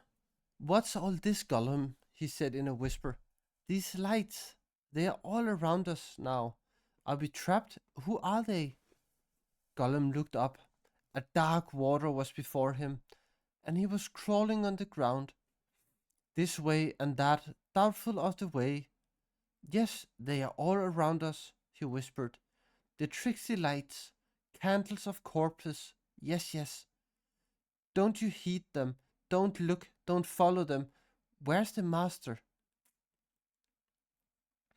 Sam looked back and found that Frodo had lagged again. He could not see him. He went some paces back into the darkness, not daring to move far or to call in more than a hoarse whisper. Suddenly he stumbled again against Frodo, who was standing lost in thought, looking at the pale lights. His hands hung stiff at his sides. Water and slime were dripping from them. "Come, Mr. Frodo," said Sam. "Don't look at them. Gollum says we mustn't. Let's keep up with him and get out of this cursed place as quick as we can, if we can." "All right," said Frodo, as if returning out of a dream. "I'm coming. Go on." Hurrying forward again, Sam tripped, catching his foot in some old roots and tussock. He fell and came heavily on his hands, which sank deep into sticky ooze, so that his face was brought close to the surface of the dark mere. There was a faint hiss, a noisome smell went up. The lights flickered and danced and swirled. For a moment the water below him looked like some window, glazed with grimy glass, through which he was peering. Wrenching his hand out of the bark, he sprang back with a cry. "There are dead things, dead faces in the water," he said with horror. "Dead faces!" Gollum laughed. "The dead marshes? Yes, yes, that is their name," he cackled. "You should not look in when the candles are lit. Who are they?" "What are they?" asked Sam, shuddering, turning to Frodo, who was now behind him. "I don't know," said Frodo in a dreamlike voice, "but I've seen them too. In the pools when the candles were lit. They lie in all the pools, pale faces deep, deep under the water. I saw them, grim faces and evil, and noble faces and sad, many faces proud and fair, and weeds in their silver hair, but all foul, all rotting, all dead. All fell light, all fell light is in them." Frodo hid his eyes in his hands. "I know not who they are. but I thought I saw men and elves and orcs beside them. Yes, yes, said Gollum. All dead, all rotten. Elves and men and orcs. The dead marshes. There was a great battle long ago. Yes, so they told him when Smeagol was young. When I was young, before the precious came. It was a great battle. Tall men with long swords and terrible elves, and three orcs shrieking. They fought on the plain for days and months at the Black Gates, but the marshes have grown since then, swallowed up the graves, always creeping, creeping. But that is an age and more ago, said Sam. The dead can't really be there. Is it some devilry hatched in the dark land? Who knows? Smeagol doesn't know, answered Gollum. You cannot reach them, you cannot touch them. We tried once, yes, precious. We tried once, but you cannot reach them. Only shapes to see. Perhaps not to touch. No, precious, all that.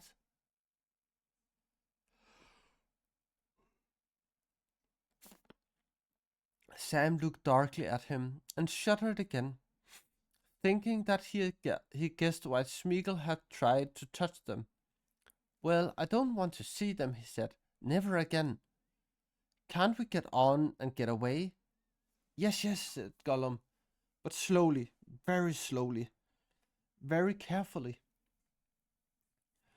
Our hobbits go down to join the dead ones and light little candles.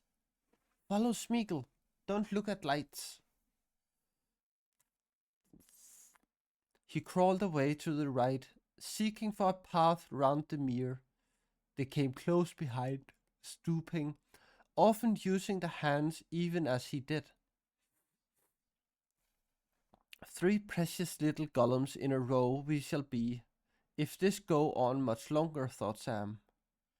At last they came to the end of the Black Mere, and they crossed it, perilous, crawling or hopping from one treacherous island tussock to another.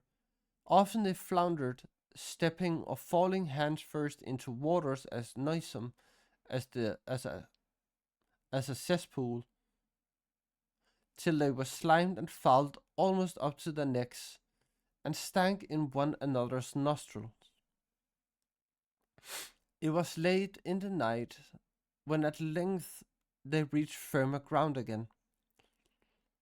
Gollum hissed and whispered to himself, but it appeared that he was pleased, in some mysterious way, by some blended sense of feel and smell and uncanny memory for shapes in the dark. He seemed to know just where he was again, and to be sure of his road ahead. Now we go on, he said. Nice hobbits, brave hobbits. Very, very weary, of course. So we are, my precious, all of us. But we must take master away from the wicked lights. Yes, yes, we must. With these words he started off again, almost at a trot,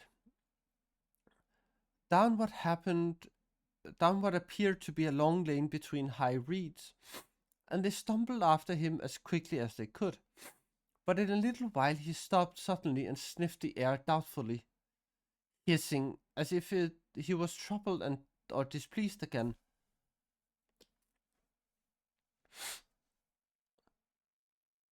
What is it? Growled Sam, misinterpreting the signs. What's the need to sniff? The stink merely knocks me down with my nose held. You stink and master stinks. The whole place stinks.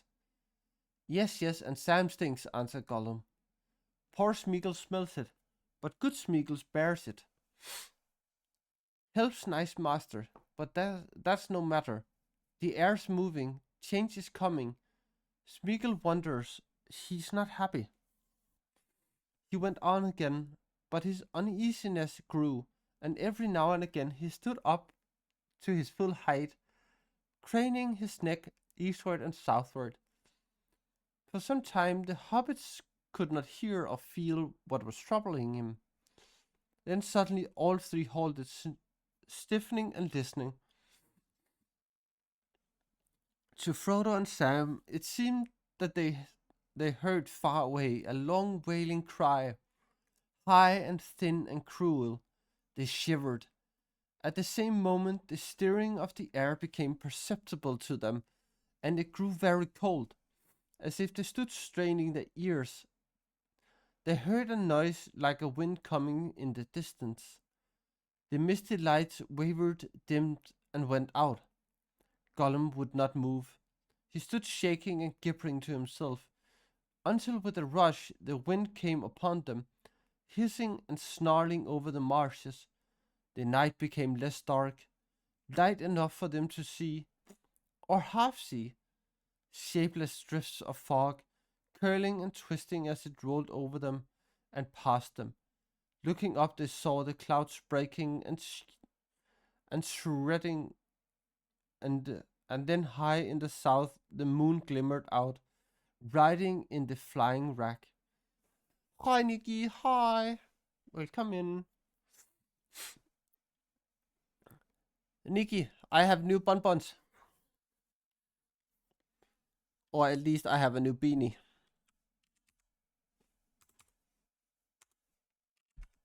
You can go check it out here if you want. Um,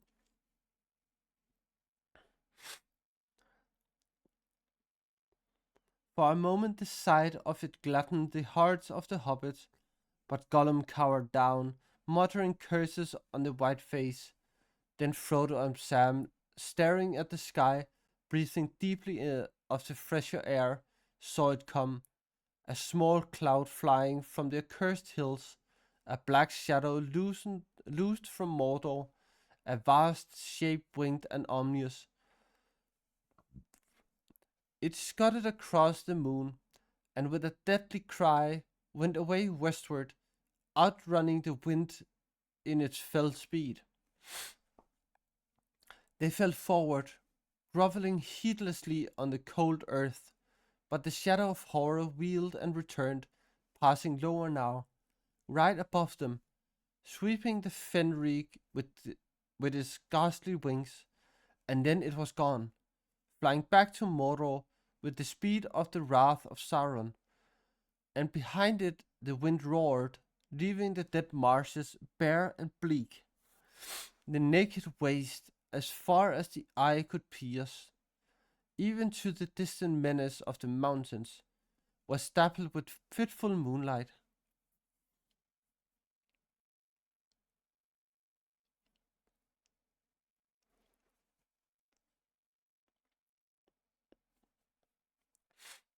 Frodo and Sam got up, rubbing their eyes like children, wakened from an evil dream to find the familiar night still over the world. But Gollum lay on the ground as if he had been stunned. They roused him with difficulty, and for some time he would not lift his face, but knelt forward on his elbows, covering the back of his head with his large flat hands.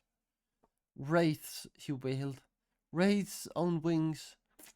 The Precious is their master. They see everything, everything. Nothing can hide from them. Curse the white face.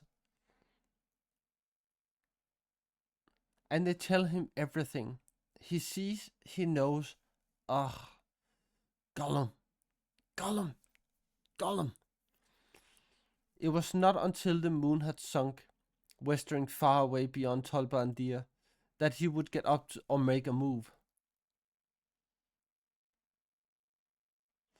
From that time on, Sam thought that he sensed a change in Gollum again. He was more fawning and would be friendly, but Sam surprised some strange looks in his eyes at times, especially towards Frodo, and he went back more and more into his old manners of speaking. And Sam had another growing anxiety. Frodo seemed to be very, very to the point of exhaustion. He said nothing. Indeed, he hardly spoke at all. and he did not complain, but he walked like one who carries a load, the weight of which is ever increasing, and he dragged along slower and slower, so that Sam had often to beg Gollum to wait and not to leave the master behind. So, what do you think, Nikki?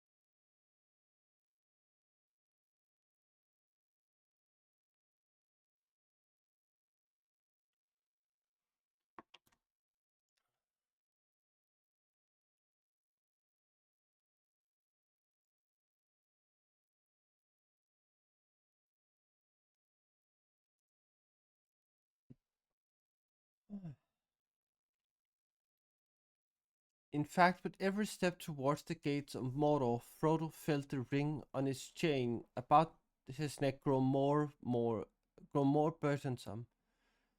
He was now beginning to feel it as an actual weight dragging him earthwards. But far more, he was toppled by the eye, so he called it to himself. It was that more than the drag of the ring that made him cover and stoop as he walked. The eye, the horrible growing sense of a hostile will that strove with great power to pierce all shadows of cloud and earth and flesh, and to see you, to pin you under its deadly gaze, naked, immovable, so thin, so frail and thin. The veils were become that still warded it off. Frodo knew just where the present habitation and heart of that will now was, as certainly as a man can tell the direction of the sun with his eyes shut. He was facing it, and his potency beat upon his brow, sorry, brow.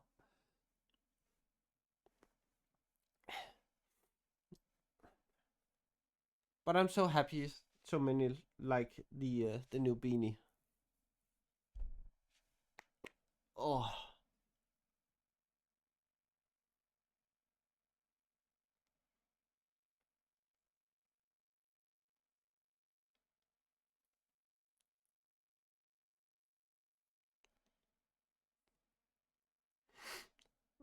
thank you, Leo. Appreciate it.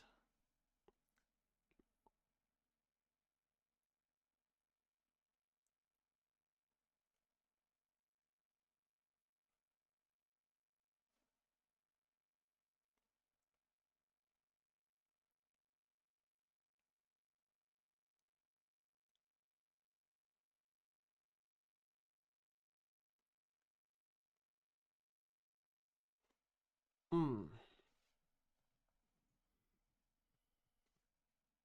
Oh,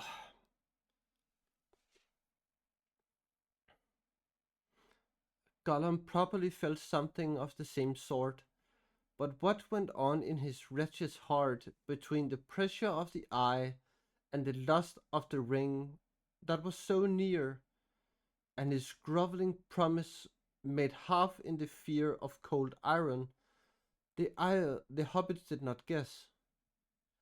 Frodo gave no thought to it.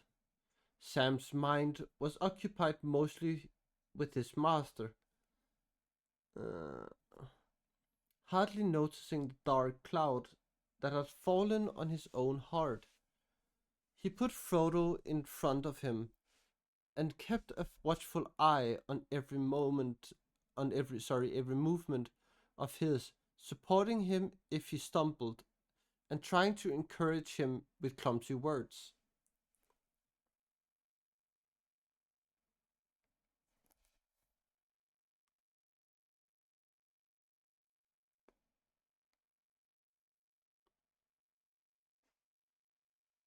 Mm. When day came at last, the hobbits were surprised to see how much closer the ominous mountains had already drawn. The air was now clearer and colder, and though still far off, the walls of Mordor were no longer a cloudy menace off the edge of sight, but as grim black towers they frowned across at the small waste. The marshes were at an end, dying away the, into dead peats and wide flats of dry crackled mud. The land ahead rose in long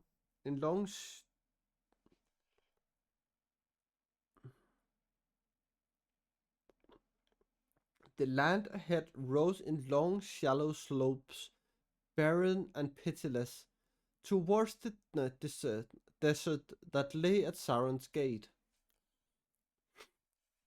Eh,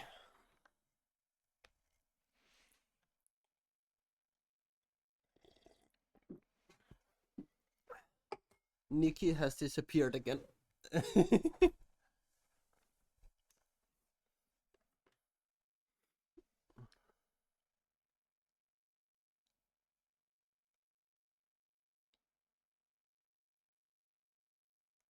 The beanie was too much to handle.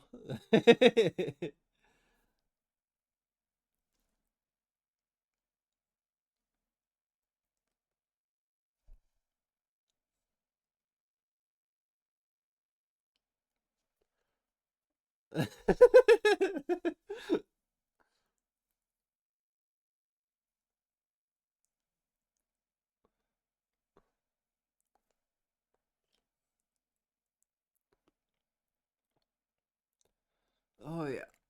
Oh.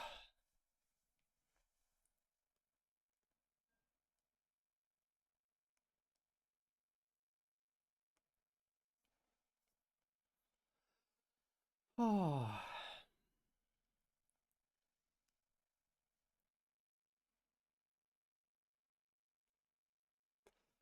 No, just a little tired in my back.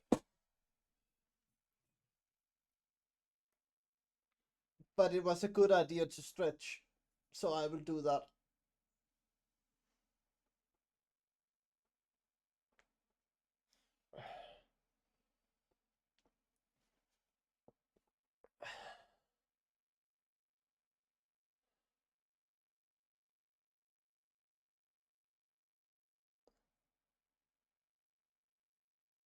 Oh, that was nice.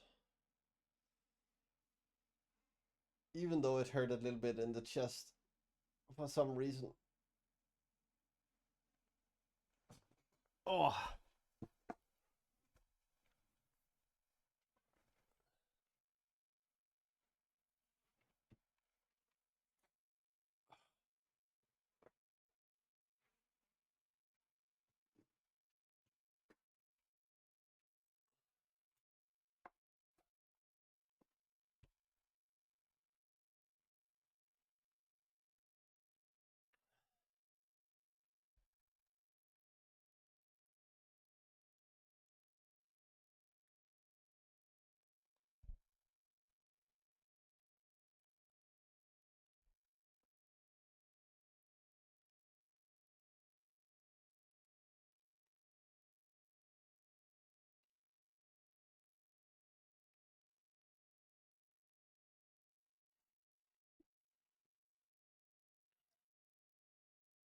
But yes, I will rebind all the books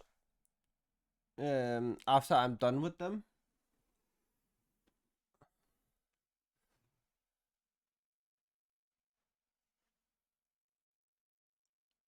Oh, to make a nice.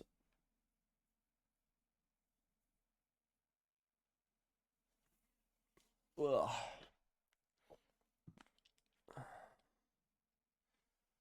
To make a nice book cover.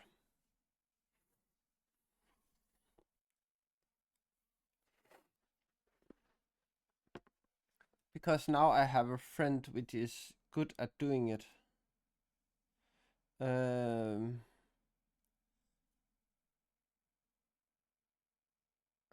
no, these aren't binded already.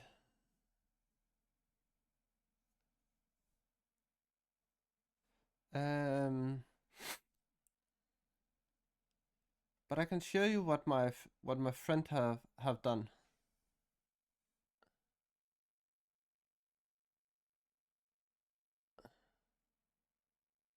This is something he had done, and this as well,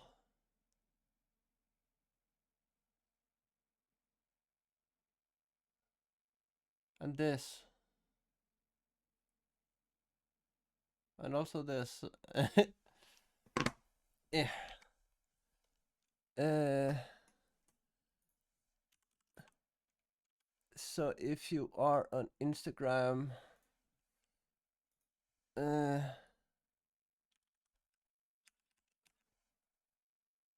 there. Uh, you can go check out my friend here. That is the person which has taught me to bind books.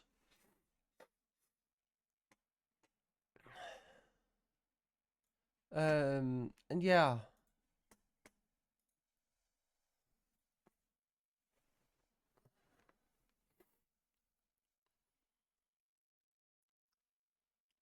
but no, these aren't aren't bound in as hardbacks at the moment. At the moment, they are just paperbacks, as you can see.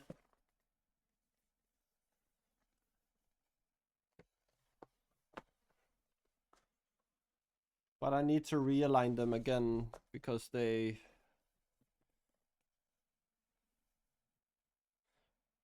I have had them like this for like 2-3 weeks.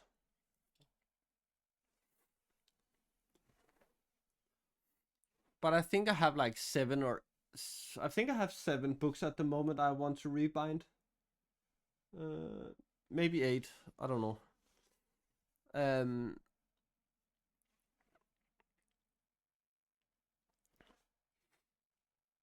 but I want to make them all in the same color. So like,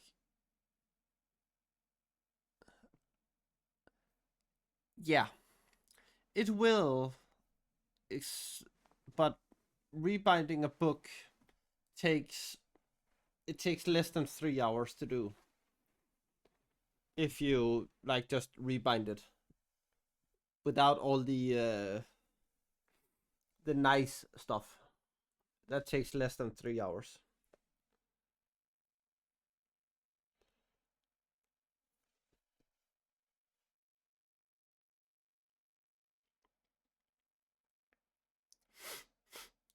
No, and that's actually being slow. I actually think I can do it like in 1.5 2 hours of working time. Because there's also a waiting time for the glue to dry.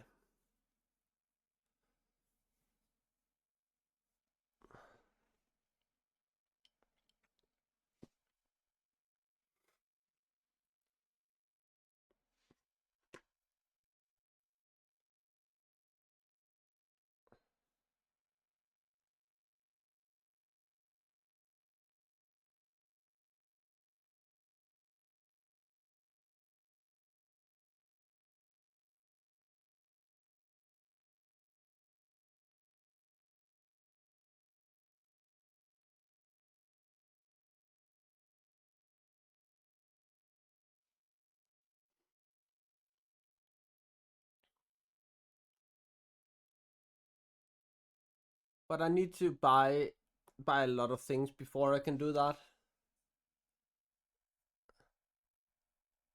because I need to have the materials for it, and I'm not sure what I wanna bind the bags in.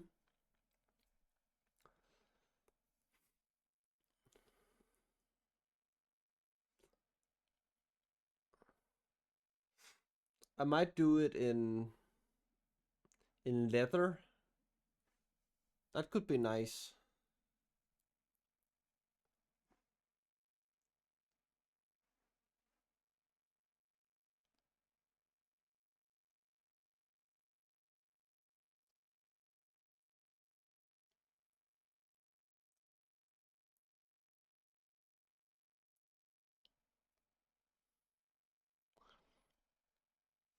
I know several places in Denmark where you can get the leather. There is a place, I think it's 15 minutes away from me, where I can get like full sides of leather.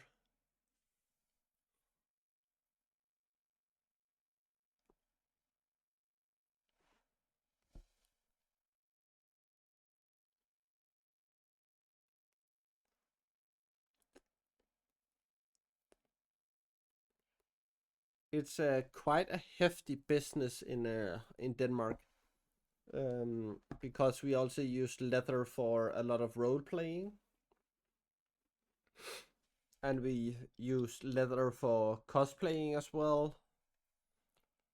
So yeah, we use leather for a lot of things. The only concern is the price. But I want them all to be in the same color. So it's just the end. Yeah, it's a healthy business. So it's just the back, the spine of the book, which have a title on it,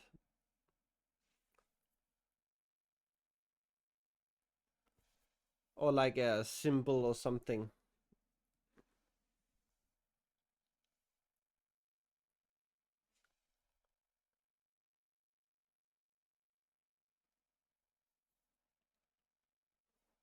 Because I thought that could be nice.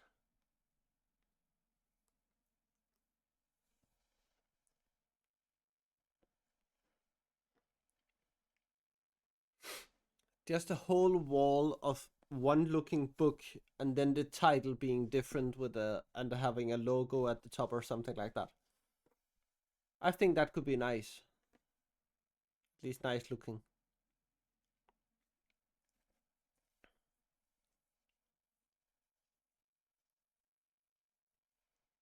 Thank you.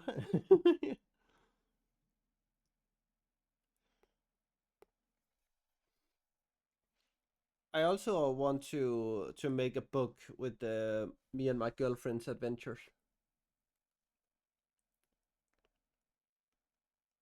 If it's gonna be a picture and then a little story, I don't know. But it's uh it's something we can work on together.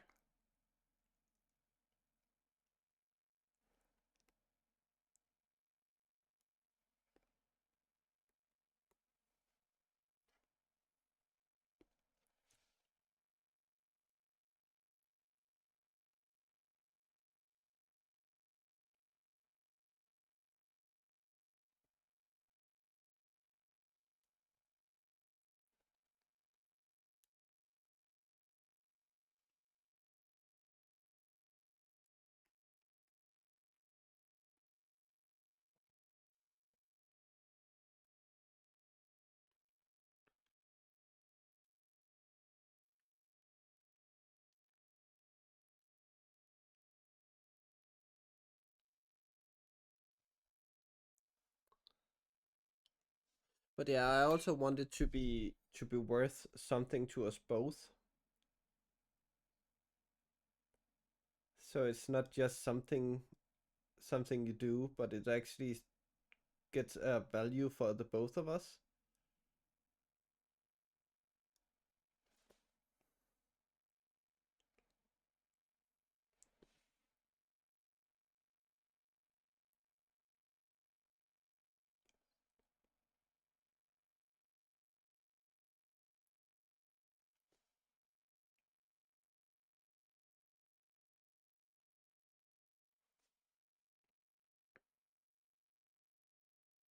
I've had things before where it was where I came up with with the idea, but it was only one person it had like a value for, which I've I didn't like that. I had hoped more for it to be like a memory for the both of us, and not just something for one person.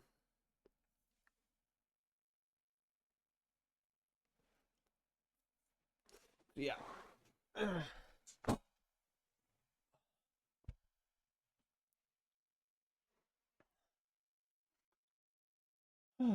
Okay.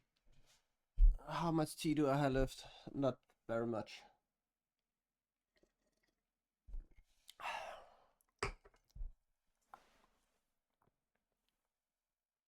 Okay. While the grey light lasted, they cowered under a black stone like worms, shrinking lest the winged terror should pass and spy them with his cruel eyes. The remainder of that journey was a shadow of growing fear in which memory could find nothing to rest upon. For 2 or more nights they struggled on through the very pathless land. The air, as it seemed to them, grew harsh, and that filled with a bitter reek that caught their breath and their mouths parched their mouths. At last, on the fifth morning since they took the road with Gollum, they halted once more.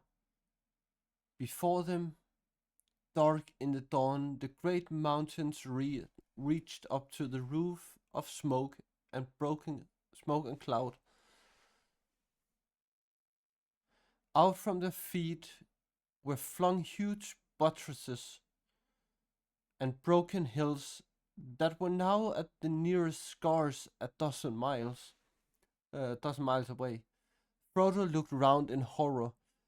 Dreadful as the dead marshes had been, and the arid moors of the no man lands, more loathsome far was the country that the crawling day now slowly unveiled to his shrinking eyes.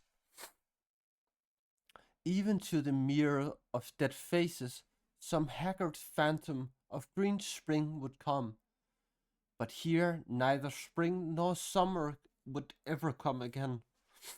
Here lived no, here nothing lived, not even the leprous growths that feed on rottenness.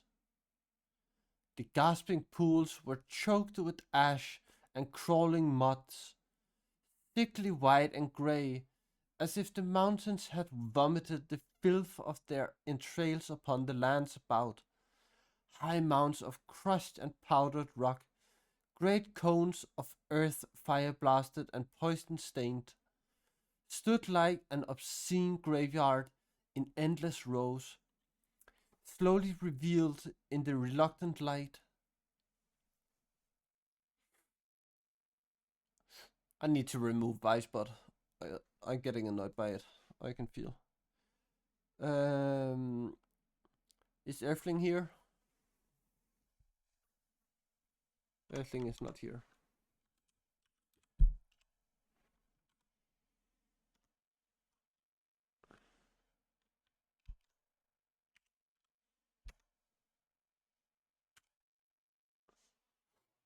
I don't want to see it anymore. Um,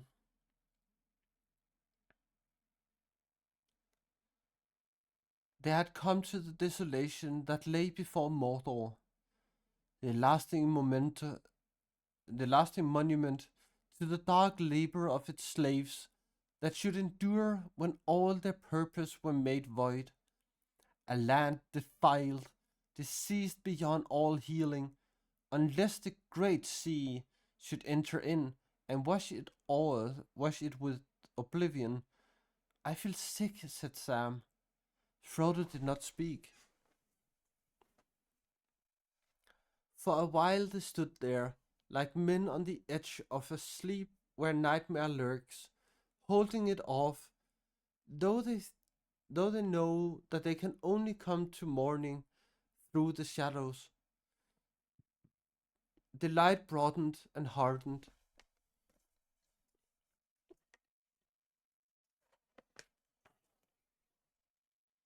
The gasping pit and poisonous mounds grew hideously clear. The sun was up, walking among clouds and long flags of smoke, but even the sunlight was defiled. The hobbits had no welcome for that light. Unfriendly it seemed, revealing them in their helplessness, little squeaking ghosts that wandered among the ash heaps of the Dark Lord. Too weary to go further, they sought for some place where they could rest. For a while they sat without speaking under the shadow of a mound of slag, but foul fumes leaked out of it, catching their throats and choking them. Gollum was the first to get up. Spluttering and cursing he rose, and without a word or a glance at the hobbits, he crawled away on all fours. Frodo and Sam crawled after him until they came to a wide, almost circular pit, high banked upon the west. It was cold and dead, and a foul sump of oily, many-colored ooze lay at its bottom. In this evil hole they cowered, hoping in its shadow to escape the attention of the eye. The day passed slowly. A great thirst troubled them, but they drank only a few drops from the bottles, last filled in the gully, which now, as they looked back in thought, seemed to them a place of peace and beauty. The hobbits took it in turn to watch. At first, tired as they were, neither of them could sleep at all. But as the sun far away was climbing down into slow-moving cloud, Sam dozed. It was Frodo's turn to be on guard. He lay back on the slope of the pit, but that did not ease the sense of burden that was on him. He looked up at all the smoke-streaked sky and saw strange phantoms, dark riding shapes, and faces out of the past. He lost count of time, hovering between sleep and waking, until forgetfulness came over him.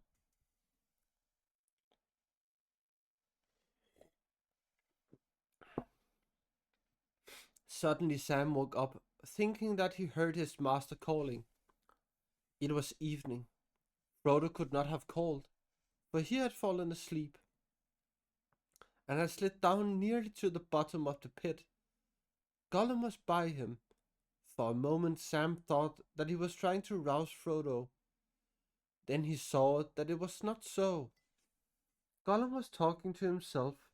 Smeagol was holding a debate with some other thought that used to be the same voice, but made it squeak and hiss. A pale light and a green light alternated in his eyes when he spoke. Smeagol promised, said the first thought.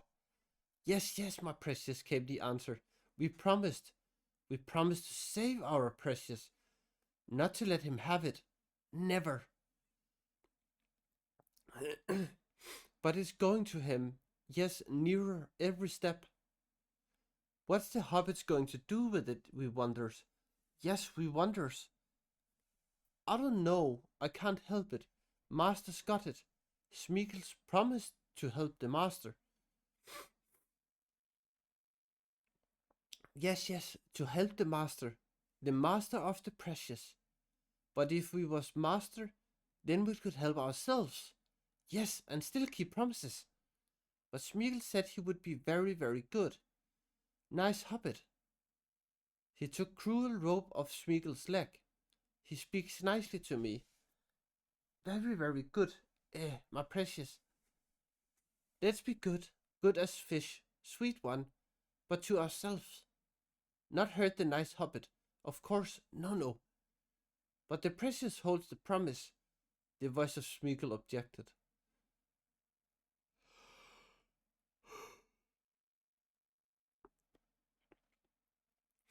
Then take it, said the other. Let's hold it ourselves. Then we shall be Master Gollum.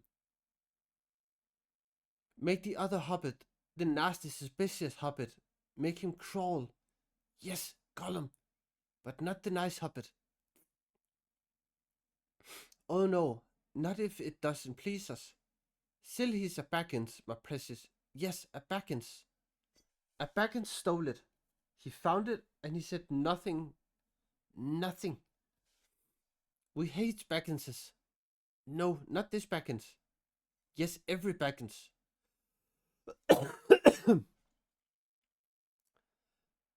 All peoples that keep the precious.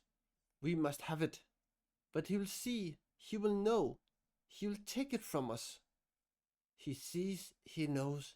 He heard us make silly promises against his orders. Yes, must take it.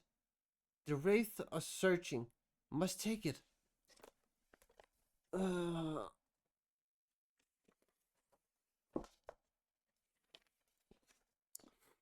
No, sweet one. See, my precious, if we has it, then we can escape. Even from him, perhaps we grow very strong, stronger than wraiths. Lord Smeagol, Gollum the Great, the Gollum. Eat fish every day, 3 times a day, fresh from the sea. Most precious Gollum. Must have it. We want it. We want it. We want it. Yeah.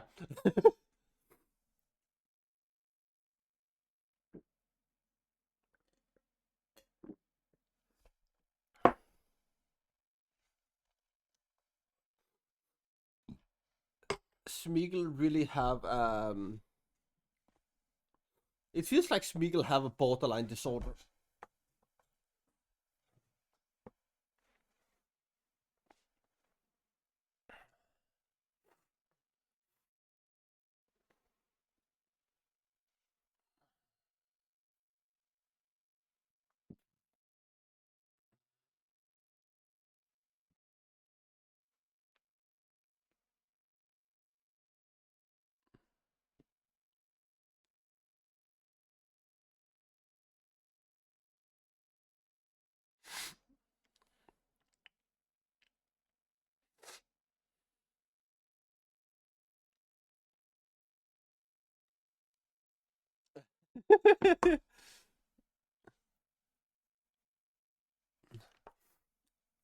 Leo, did you know that the first word in your sentence actually means yes in Danish?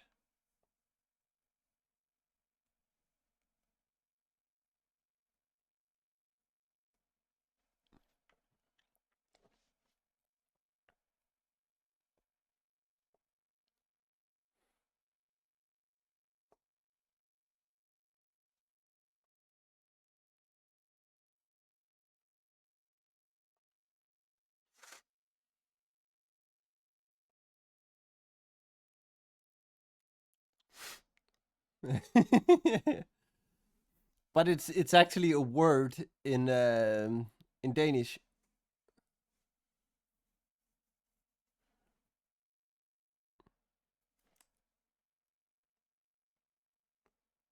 which is kind of funny.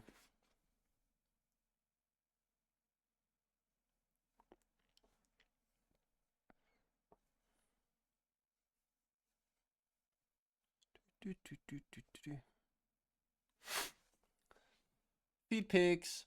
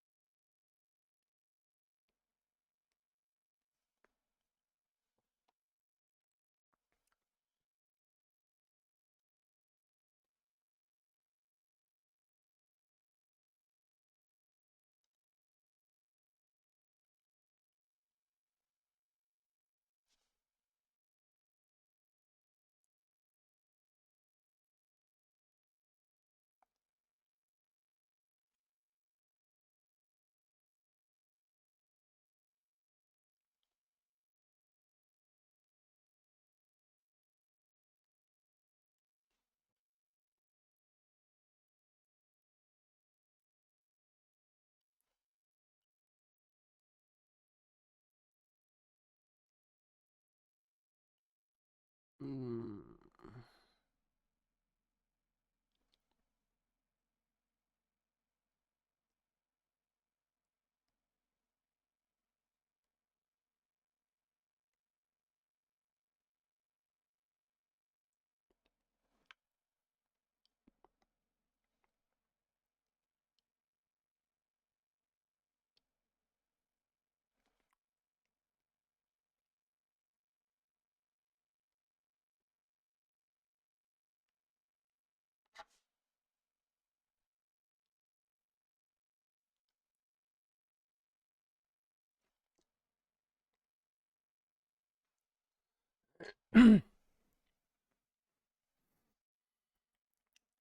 Mm, mm, mm, mm.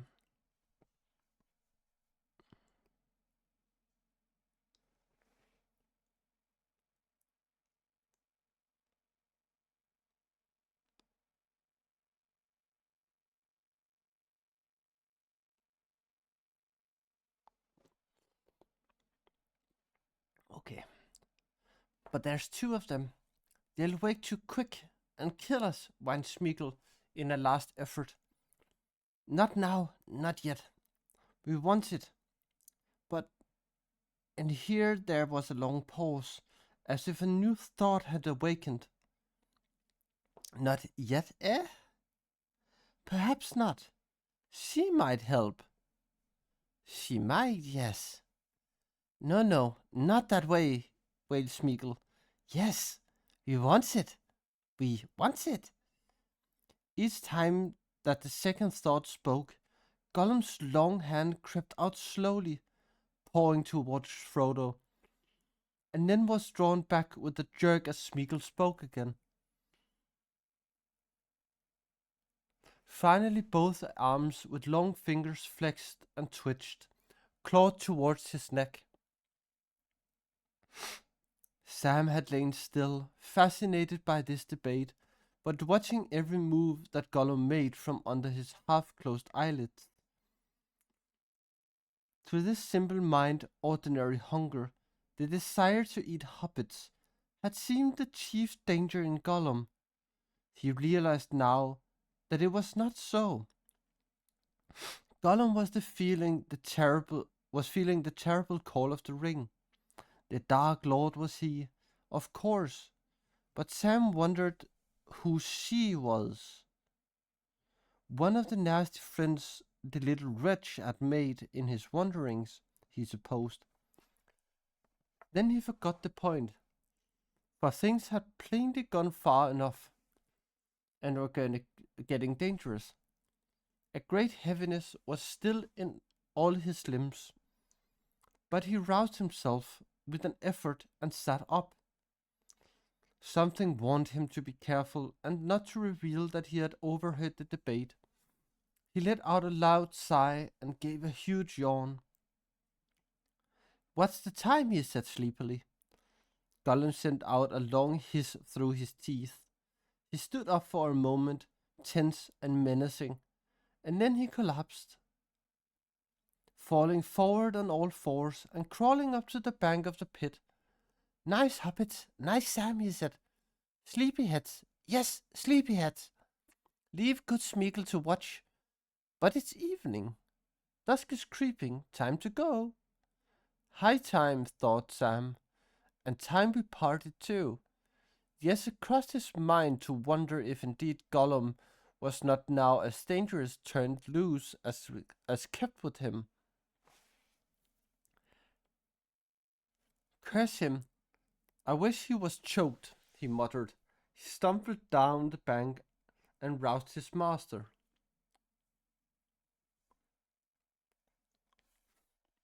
Strangely enough, Frodo felt refreshed. He had been dreaming. The dark shadow had passed, and a fair vision had visited him in this land of the seas. Nothing remained of it in his memory, yet because because of it, he felt glad and lighter of heart. His burden was less heavy on him. Gollum welcomed him with a dog-like delight. He chuckled and chattered, cracking his long fingers and pawing at Frodo's knees. Frodo smiled at him. Come, he said, you have guided us well and faithfully. This is the last stage. Bring us to the gate, and then I will not ask you to go further. Bring us to the gate, and you may go where you wish, only not to our enemies. To the gate, eh? Gollum squeaked, seeming surprised and frightened. To the gate, master says. Yes, he says so, and good Smeagol does what he asks. Oh yes, but what we gets closer, we will see perhaps, we will see then. It won't look nice at all. Oh no, oh no. Go on with you, said Sam. Let's get it over.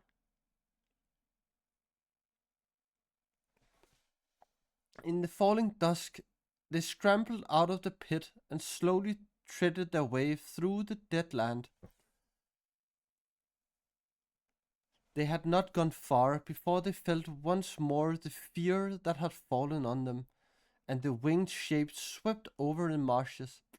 They halted, cowering in the evil-smelling ground, but they saw nothing in the gloomy evening sky above, and soon the menace passed, high overhead, going maybe on some swift errand from Barad-dûr. After a while, Gollum got up and crept forward again, muttering and shaking.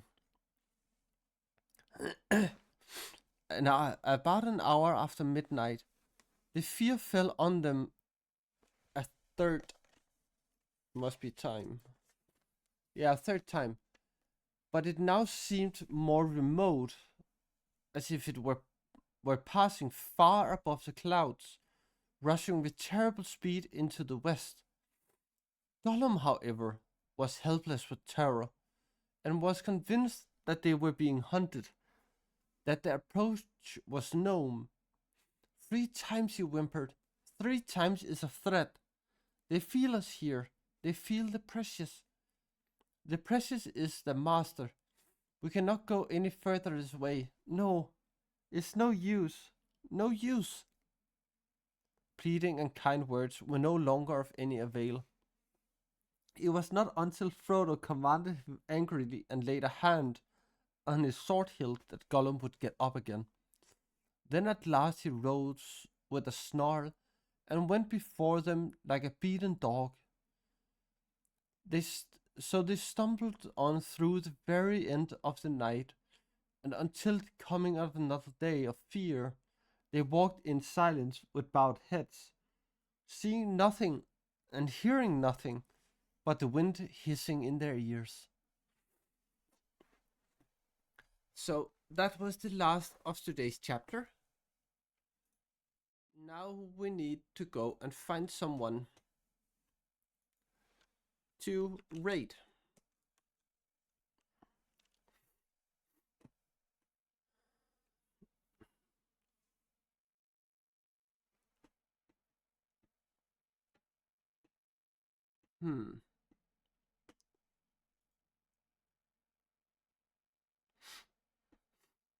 If anyone have a suggestion,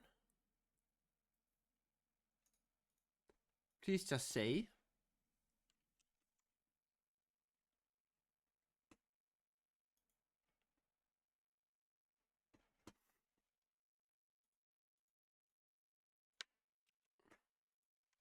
Then I can have it for the next time. But today we are gonna raid Josh.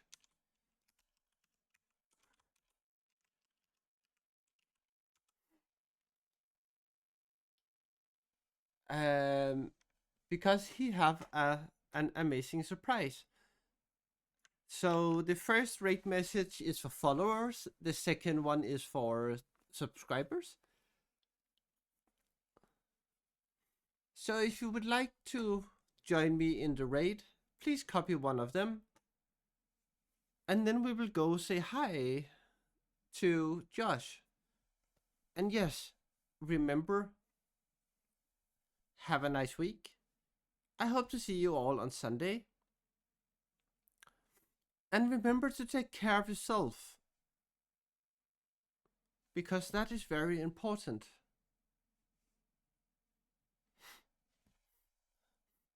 So see you all next Sunday and have a lovely, lovely week.